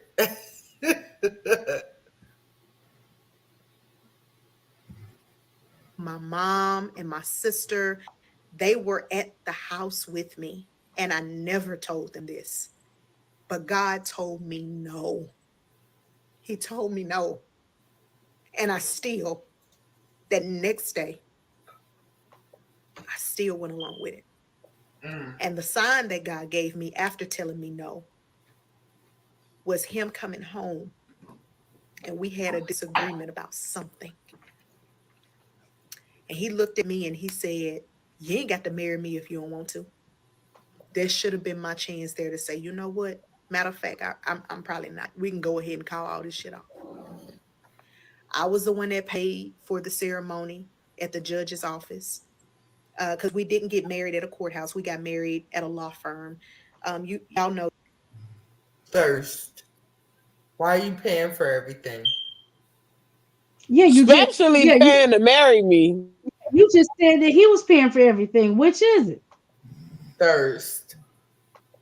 That attorneys are judges, so or judges are attorneys. I'm sorry. So we got married at his law firm office. We could only have a maximum of 12. His dad and his stepmom were the only 2 that showed up. His mother was not in attendance. But God had already showed me in so many ways from the lies and from the behavior that was coming that he was not meant to be my husband. I moved extremely fast with this man. I fell for the okie doke. I was stupid. I was confused as well. I was extremely vulnerable. And my heart felt that we could make it work. My heart felt that. Don't ever listen to your heart. Don't ever listen to your heart. Listen to God. Listen to God, because God will never, ever fail you. And now I would like to move on to part 10 to take you through, after the ceremony, everything that occurred until the end of my divorce. Part 9, the lies he told. I stated at the very end of part 8.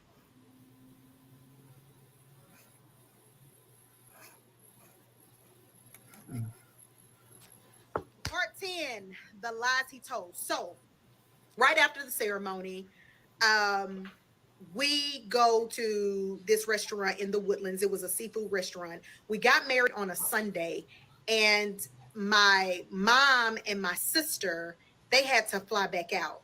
So it was just me, him, my father-in-law, and my mother-in-law, like the stepmother-in-law, I guess that's how you would phrase it. And so we're there. I'm excited. I'm happy. I'm in La La Land. I'm like, you know what? I'm finally married. I'm Mrs. Such and Such. And I said, this feels amazing. We went home that night, do what lovers do. And, you know, Coco, we is that moving you on with moving life. furniture in the background? I'm currently working from home. You know, I'm pregnant. My boss at the time was like, hey, I don't want you to come in. I don't need you to be exposed. You know, I want you and the baby to, you know, be okay. So as time moves on, he was still actively working. He would come home, you know, things were on the up and up. Then all of a sudden one day I got a messenger message from a young lady. For purposes of this story, her name is Erica. And Erica reached out and said, would you divorce your husband if he was cheating on you?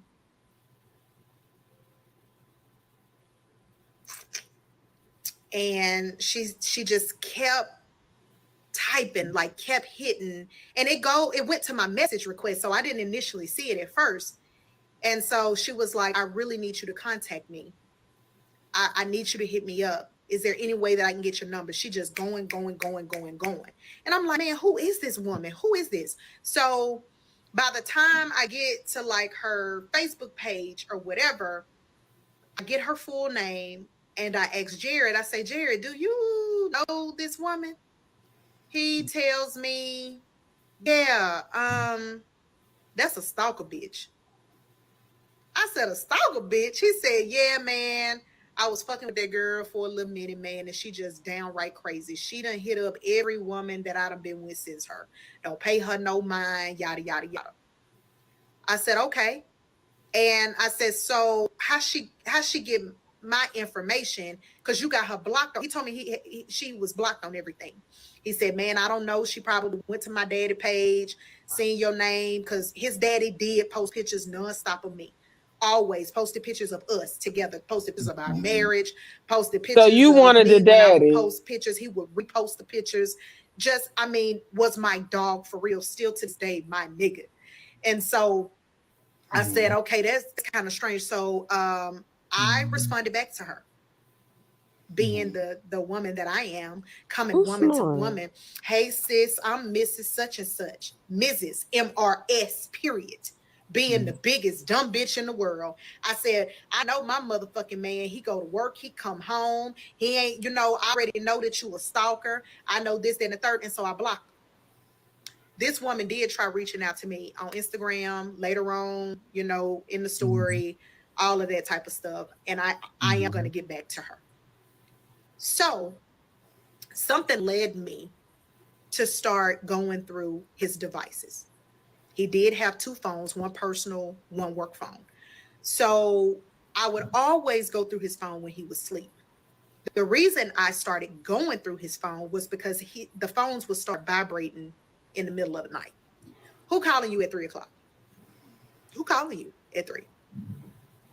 People were texting and contacting him from text-free numbers. I would try to call the number back. It would say, welcome to text-free, or however the little audio go when they don't answer the phone.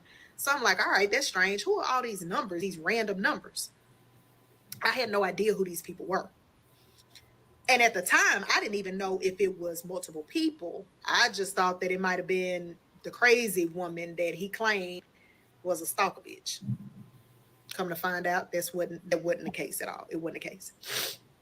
So I would still go and visit him, like at the restaurant and things like that. And one night he came home and he said, babe, I'm about to start applying for other jobs. I said, what's wrong with Phil Derricks? He was like, to be honest with you, babe, I ain't trying to be up there no more. I said, okay. He said, they working me like a Hebrew slave. You know, I need to make adjustments because you're about to get ready to have this baby, because my due date was November 15th. He said, so I need to make sure that I am at a place where I can get FMLA, because believe it or not, he did tell me that at Phil Derricks, he did not have any insurance benefits whatsoever. And I believed him because, I mean, it was, I ain't gonna even say to come in because y'all will fire me up about that. But, you know, more businesses that are us's, they don't offer a lot of benefits. You know, sometimes you can barely get paid. Sometimes. So he started actively looking for other positions.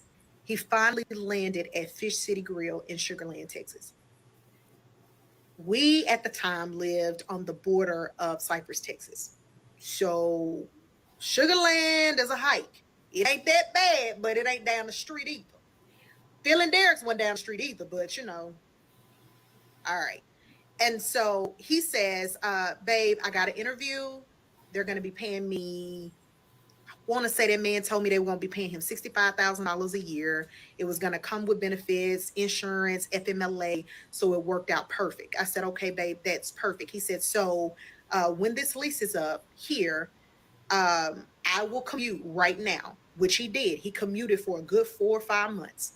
He said, I will start commuting, but when the lease is up, let's try to look for a house. And then, you know, maybe we can find something that'll be closer out that way. See, the thing about a narcissist is they'll try to isolate you from your family, because my family lives out here in Cypress. Yes, I'm from Mississippi, but my Mississippi family, they're out here. My help is.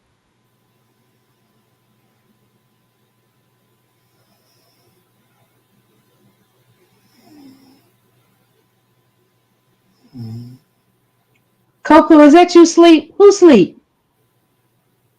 Not me. You know I'm on the clock. Can't be sleep. It's not Mia, but I was talking to the mute again. But what I wanted to say, my thing is, I hate when when people use the word narcissist so loosely, because how you gonna call this man a narcissist when you sought him out? And picked up the lies from the beginning. That's what you did nothing about it. You knew on multiple occasions where he lied, and you continued to be in this relationship. Don't call him a narcissist. Like, at this point, what do we call you? Yeah, right. What's the name for you? What's the name for you? I mean, I know they call it playing victim. She's no victim for sure. No, she playing victim. Let me try and catch some of these comments.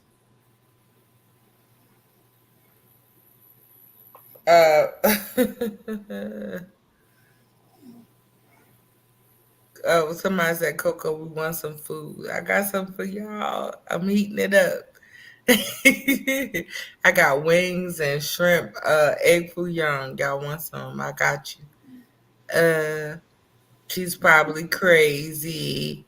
Bab said, actually, Sharon, she is a bad liar. Yes, she is.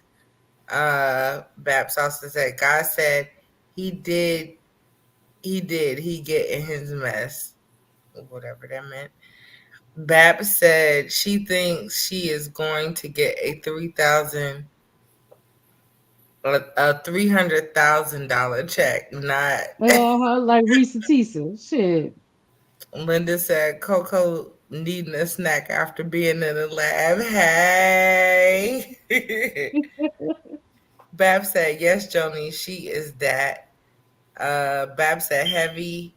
At this point, she wants the daddy, brother, and neighbors. Then Bab said, and probably the mother also. I know that's right. Like, she's not a victim. I don't even know why she did the story because, like, from the beginning, you knew what it was. Yeah, she was the aggressor. You She knew what was it the was. All right, back to part 10.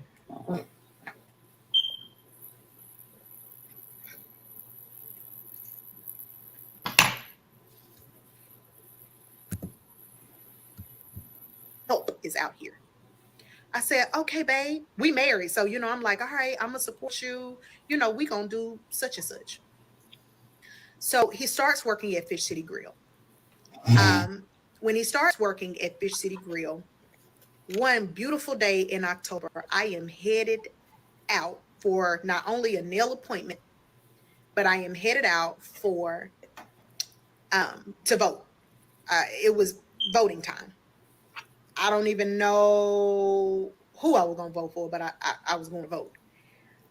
I get to the third stair in the townhome. I slip and fall, and I roll over. And when I pick my leg up, my foot was hanging like Dak Prescott was. Ooh. I had broke my ankle in 3 places. There was no one at home with me. He was in Sugar Land and Fish City Grill. The odd thing about this is that I had my key in my hand that had the Shit, fob to the she 8 garage, months so pregnant that at this anybody point. that needed to come through, they could come through the garage, whether there was the paramedics, anybody in my family. So I immediately called my cousin, Coco. And Coco said, hey, what's up? I am in pain. I'm crying. And I tell her, I just fell down the stairs. I'm I'm about to give birth by November 15th. It had to be like October, maybe 20th. Don't quote me on a date. And I said, I just fell. I fell down the stairs. She like, oh shit, I'm on my way. She calling 911. They both make it around the same time. They get me up on the stretcher. She's on the phone with Jared. She's like, hey, she just fell down the stairs. He's panicking. He's like, okay, okay, I'm on my way. I'm coming to get there. I'm going to be there. I get to the emergency room. It takes him quite a while to get there because he's coming from Sugar Land. And I'll finish the story in part 11.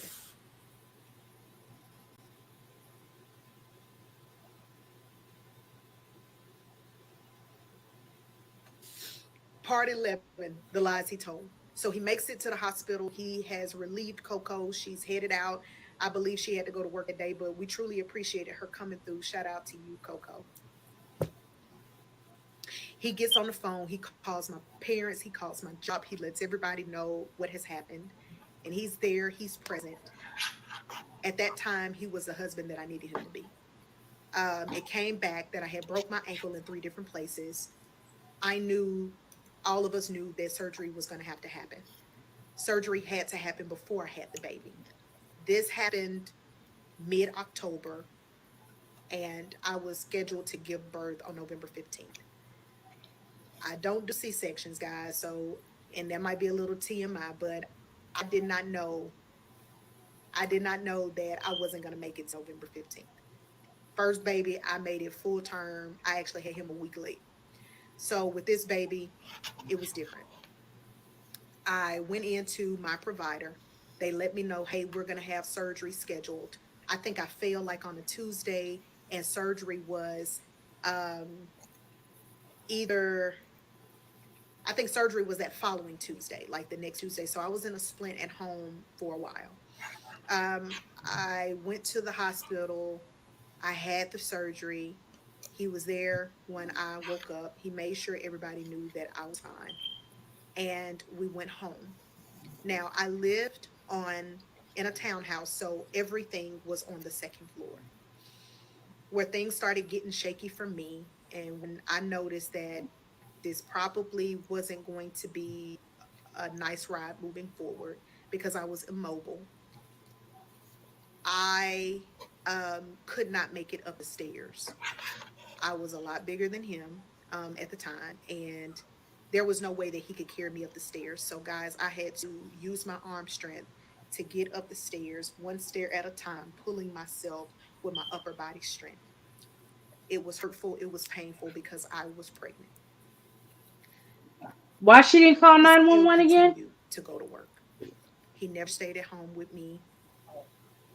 He never told his boss like, "Hey, my wife needs me at home." This is just I just shenanigans. really sat there and had to figure out life on my own.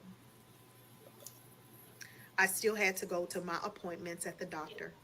So when I went to the doctor, to my OBGYN, my OBGYN told me within the next 2 weeks, because that's when I had a OBGYN, the next appointment. And she told me, she said, "Hey, um, you're only 2 centimeters dilated." I said, "I'm dilating already?"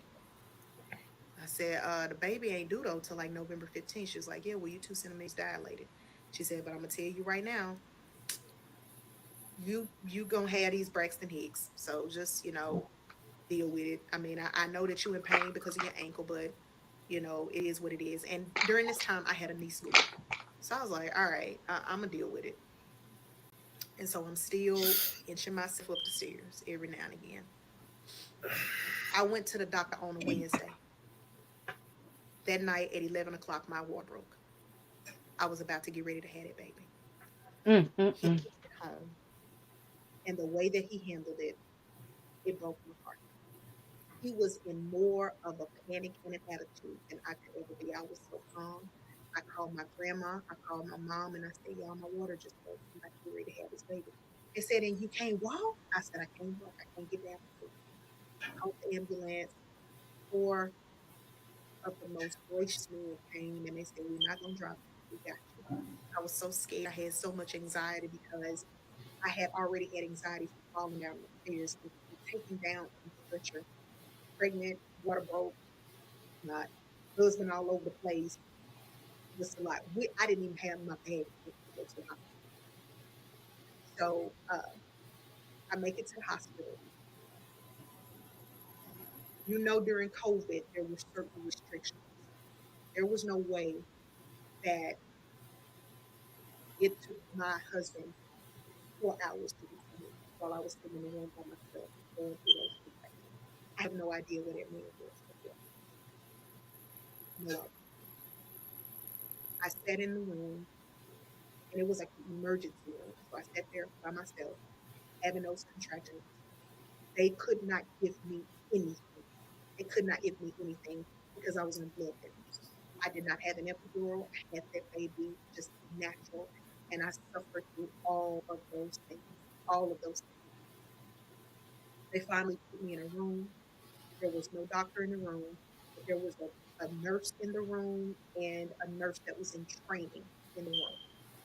At around 3:30, my beautiful baby boy popped out with no doctor in that room and rolled on that bed.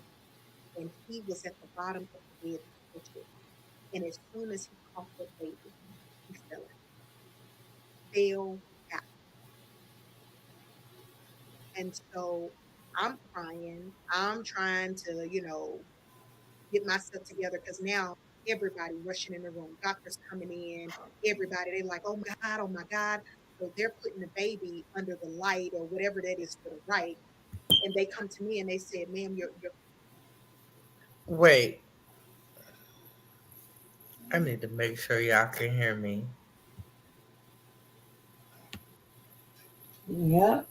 So she trying to make us believe that she had this baby by herself with him in the room, nobody in there, and the baby just rolled out.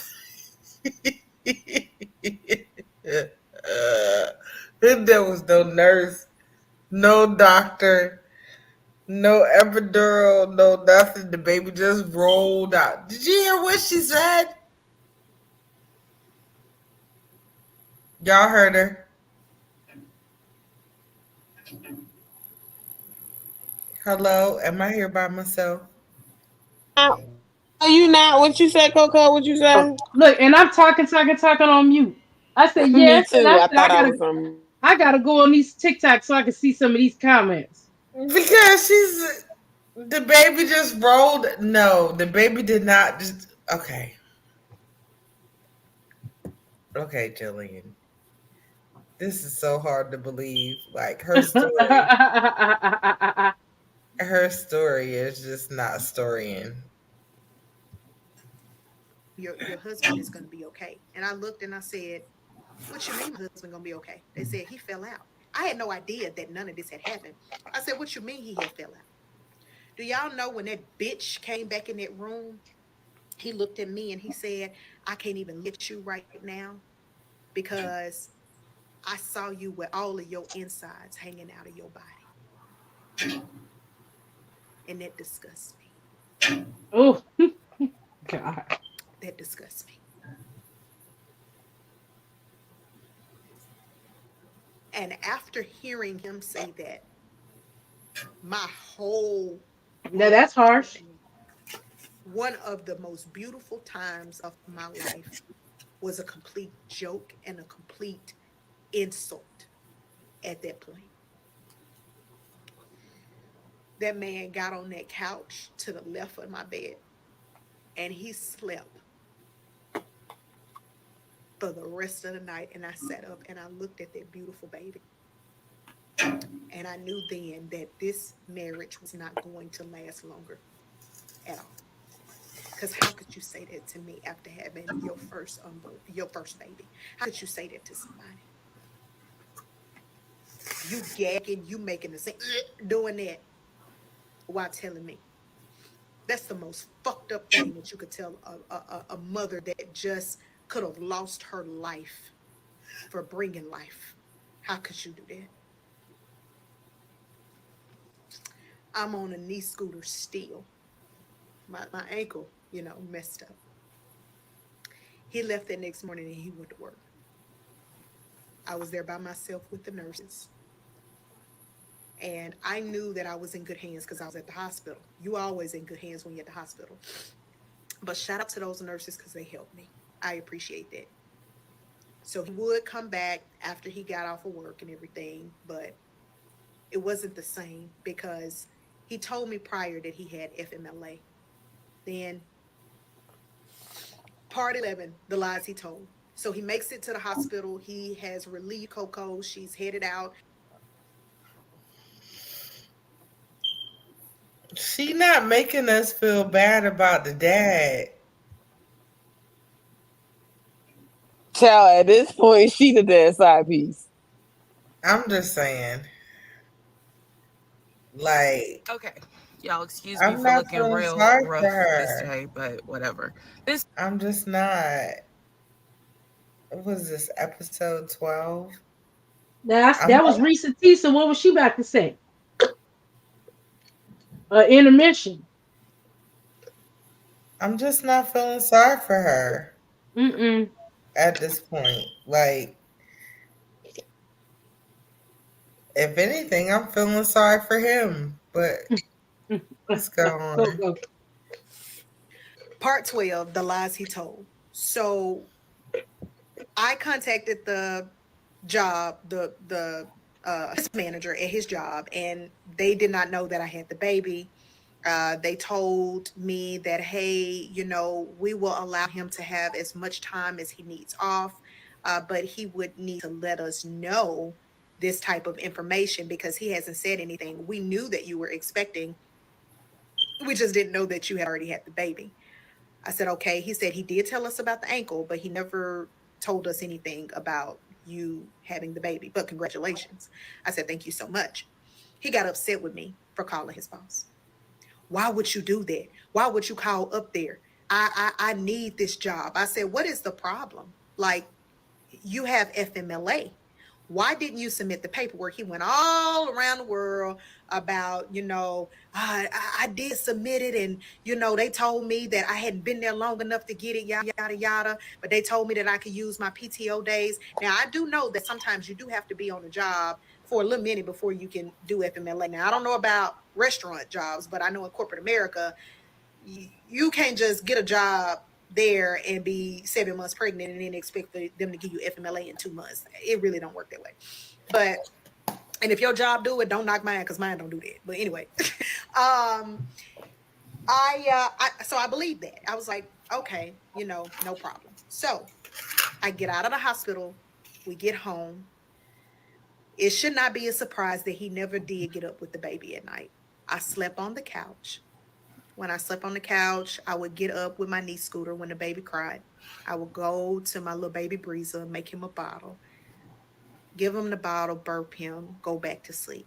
I did that tirelessly until I couldn't anymore, until I really didn't need the knee scooter no more, none of that stuff, okay? So I had him on October 29th. My mother and my aunt came into town for Thanksgiving. They came in, A lot of us did. You want a cookie for that? What the fuck? Anyway, sorry.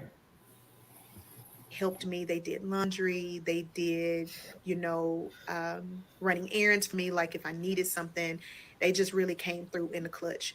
My mom, she couldn't come as soon as I had the baby, but I am appreciative of when they were able to make it, because they stayed with me for quite a bit. And I really, really appreciate that. He cooked a wonderful Thanksgiving dinner for us. One thing I did tell y'all, he could kick his ass off. He really could. So he did that. We fellowshipped, we ate, we communed with one another, and then, they left.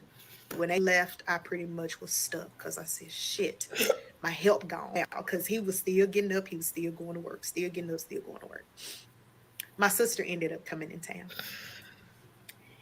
Now, before I tell these details about this story, I want to make sure that y'all do understand that my sister is not a violent individual. Between the two of us, I can get with you. I really can. And my sister is the sweetest, most patient woman in the world. And this is also going to be hard for me to tell, because my sister has never, ever, ever seen me the way that she saw me that day. So my sister comes into town. I had a couple of visitors over when she was here, so that they could see the baby. Like I said, this is December 2020. We're still in COVID. So I had just a couple people over there. One night, I was on the phone with my cousin. Me and my cousin, we worked together. And me and my cousin, we were discussing something.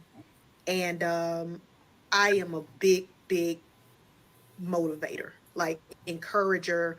And if you put this shit on, I'm gonna let you know you don't put this shit on. And my cousin, he a noob. So obviously I made some sort of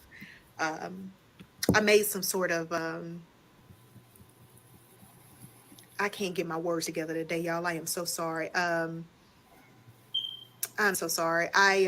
He had so many words. I don't even know I what she gave just him a said. compliment. I'm so sorry, y'all. My mind is, because I'm trying to get the story out. I complimented him on something. Obviously, my husband heard it over the phone. Now, he was cool with my cousin, so cool that my cousin was his best man at our little ceremony that we had. There was no rhyme or reason for why he decided to get upset. My husband came in. I said, babe, hey, I'm about to Uber eat some Popeyes.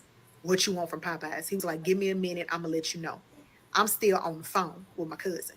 I let my cousin go. Me and my sister, we're discussing a conversation that I had just had with my cousin. Jared walked back through, and he creates a whole scene. Who you was on the phone with? Going in. And I said, what you got an attitude for? What's wrong with you? What's wrong with you? So it's a misunderstanding in the house. Now my sister here. One thing you're not gonna do, you're not gonna embarrass me in front of family.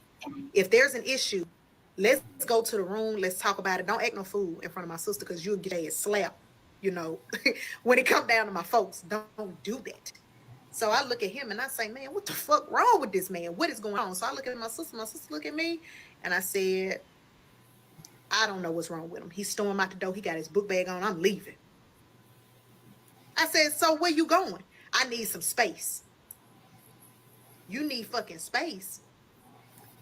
Oh, okay. What you upset about? So there was nothing for him to be upset about. Let me be clear. Whatever I was talking to my cousin about, it wasn't nothing for him to get upset about. Whatever me and my sister was talking about, it was nothing that could have offended him. He got so mad he left the house, y'all. He left that house and did not come back that night. I told my sister, I said, I'm sick of this shit. I'm sick of this shit because I get up every night with his fucking baby. I'm going in. My sister is like, I know. And she calm as she can be. And I broke down in front of my fucking sister, man. And I went in and I told her, I said, I don't deserve this shit. I done did a lot for this nigga, man. I done did a lot. No. And so my sister had never seen me get like that. She had never seen me get like that. And my sister held me, man. She held me up that night. And I love her for that. I love her for that shit, man. I do. So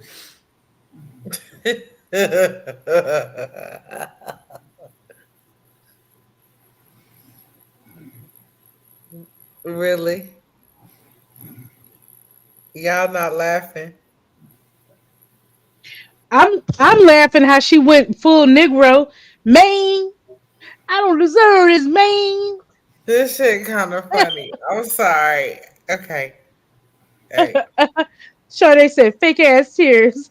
that part. What? Anyway. I called him that night and I said, man, where you at? Where you at? Oh, I got a room. You got a room? I said, what you going to get a room He for? laid somebody. I told you I need some fucking space. I need some space. So my mind is everywhere because we just went from babe, what you want from Popeyes, to you walking in, acting a fool about something so small. And y'all, to be honest, I don't even remember what it was, but it wasn't nothing for him to get upset about. And he stormed out that door and he did not come back that night. That next day, it might have been around 1 or 2 o'clock. I called his phone and I said, what are you doing? He said, I'm at the barber shop. I said, you at the barber shop? One thing about him, that nigga went to the barber shop every week. I said, you coming home? He said, I don't know. I ain't thought about it yet. I said, I tell you what, I'm going to call your motherfucking mama and you can come get your shit out of my house. He said, bet. You don't never tell me bet. Part 12.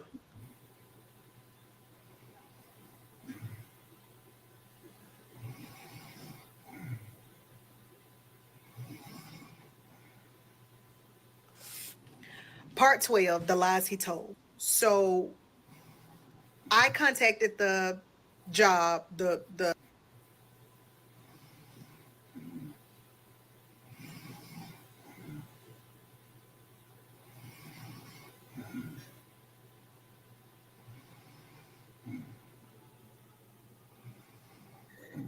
Y'all want to see parts, what is it, 12, or y'all want to end it here for tonight? Y'all good?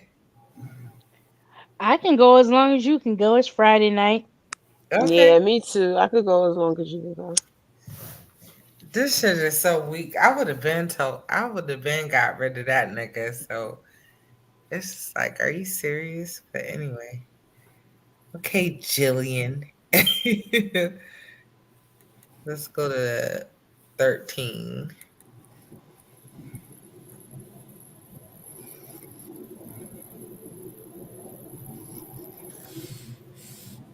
Part 13, the lies he told. So after he told me over the phone, he didn't really know when he was going to be coming back to the house. He also told me in that conversation that he had to go to work. So there was no way that he was coming back at that point in time when I needed him to. I don't know why I pushed the issue, but I did. And I told him, I said, you know, hey, I'm going to call you mama. I called his mama. I said, are you at work today? She always had an attitude with me. Always. Never liked me. I said, are you at work today? And she said, no, I'm off, but what's up? I said, so I'm putting him out. I need you to probably come and get some of his things because I'm at a point right now where if you don't come get it, I'm going to start putting it in trash bags because I did. I did put them in trash bags. And I said, I'm going to start throwing them down the stairs. And when it makes it outside, it's going to be up to all these neighbors to have a free pick of all these J's that I done bought him, all the clothes that I bought him, watches that I've got him, just the things that I know for a fact that people would probably want for free. So if you don't want that to happen to your baby boy, you might want to come and pick it up. And I said it just like that. She said, "Bet, give me about an hour. I'll be over that way." Said it so calmly. What she didn't tell me was that she was going to be coming with a friend. And what she also didn't tell me is that she had contacted Jared and said, I'm on my way to a girl's apartment. You might want to meet me over there because I'm also going to call the sheriff to accompany us. Why did you need the sheriff to come? I told y'all the bags was going to be at the door. You didn't need to bring nobody to me. So sheriffs come, they knock on the door. I ended up getting into a whole argument with her from the balcony. And we going back and forth. I'm calling her a bitch. She calling me a bitch. He shouldn't have never married your stupid ass. I told you that I told him that you wasn't shit. I knew that you was gonna do him wrong and all this type of shit. And I said, do him wrong. Bitch, I done paid for more shit than you probably done bought in your whole life. I went off. Everything that he had ever told me about her, about how, she was a young hoe, all that type of stuff, I had went off. I said, and Pop done told me, because I said his real name. I said, and by the way, Pop told me that he didn't even know if Jared was his motherfucking back in the day with your whole ass. I'm going in, bro. I done went for the juggler. Do you hear me? And so she was like, he said that? She going in. That motherfucker ain't told you that. So I called him on the phone. I said, man, Cece over here acting a fool. She over here, because now mind you, I'm going with the tag name. I said, Cece over here acting a fool, bro. You better come get your baby mama before I kill her. I'm saying all types of stuff. And he was like, calm down, daughter, calm down. What he done did. I told Dad everything. Now, I'm on the phone with him while I'm sitting on the balcony. She's still down there. Yeah, bitch, I bet you won't bring your ass outside. Now, her friend hyping shit up. She ain't gonna come with that fucked up ankle. They down there acting in. They going in. And I told her if I ever catch her in these streets, she ain't got to worry about it. There won't be no talking. It won't. So, sheriffs pull up. They say, ma'am, we understand that you don't want to let her in. But please let him in because he wants to verify that all of his things have been placed in these garbage bags. He want to make sure, he want to do a walkthrough to make sure that nothing else in this house is his. Because obviously you guys are about to go into a separation mode and we are just here to make sure that he gets all of his things. I said, I have no problem with that. I go downstairs myself because by this time, if I can remember correctly, I'm in a boot.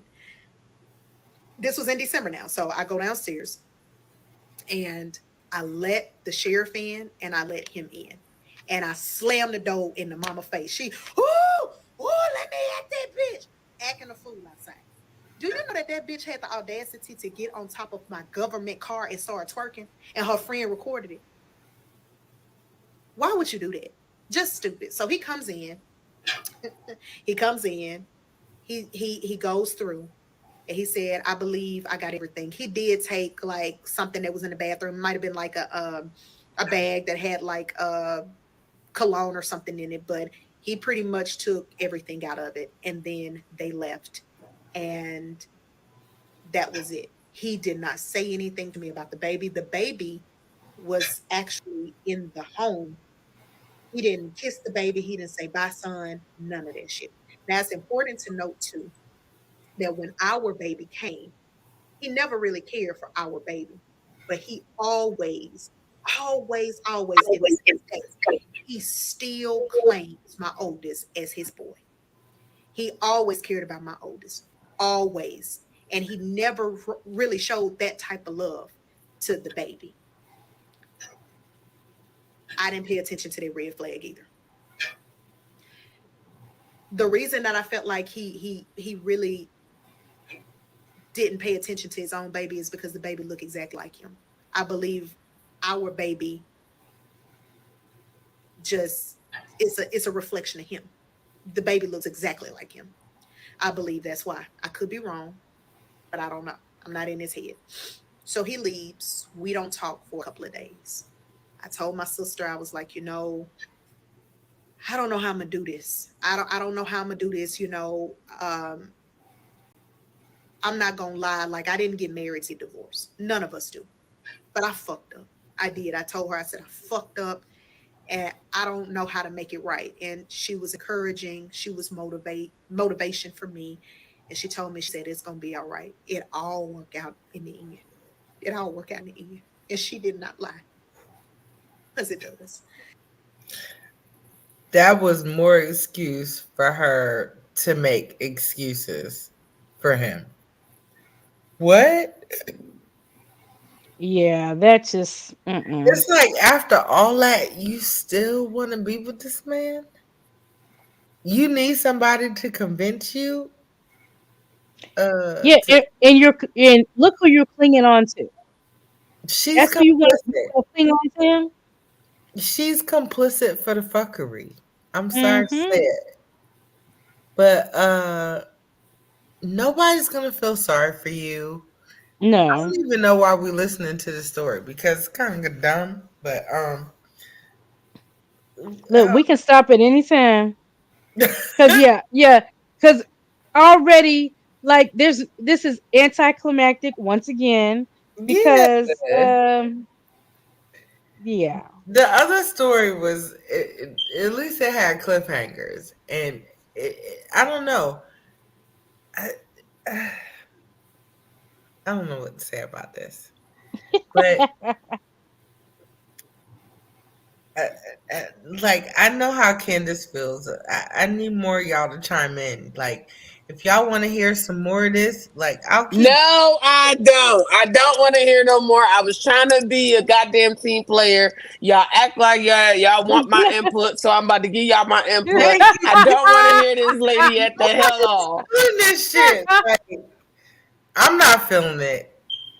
I'm sorry, but not sorry, Coco.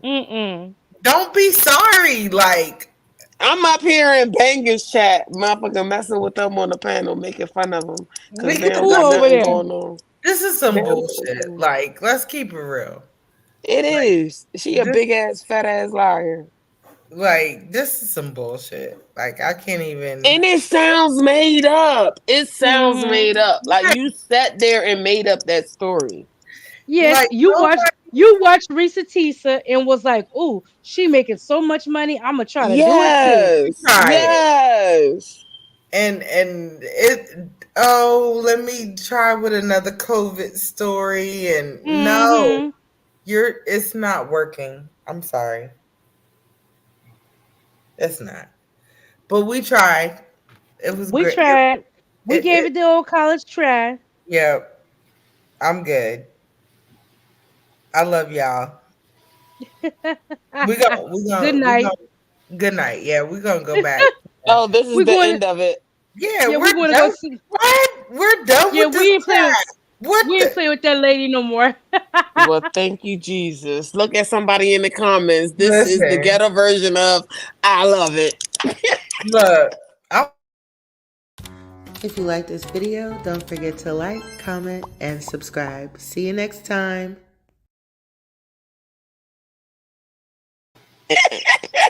Well, okay, Coco. Bye-bye. Bye.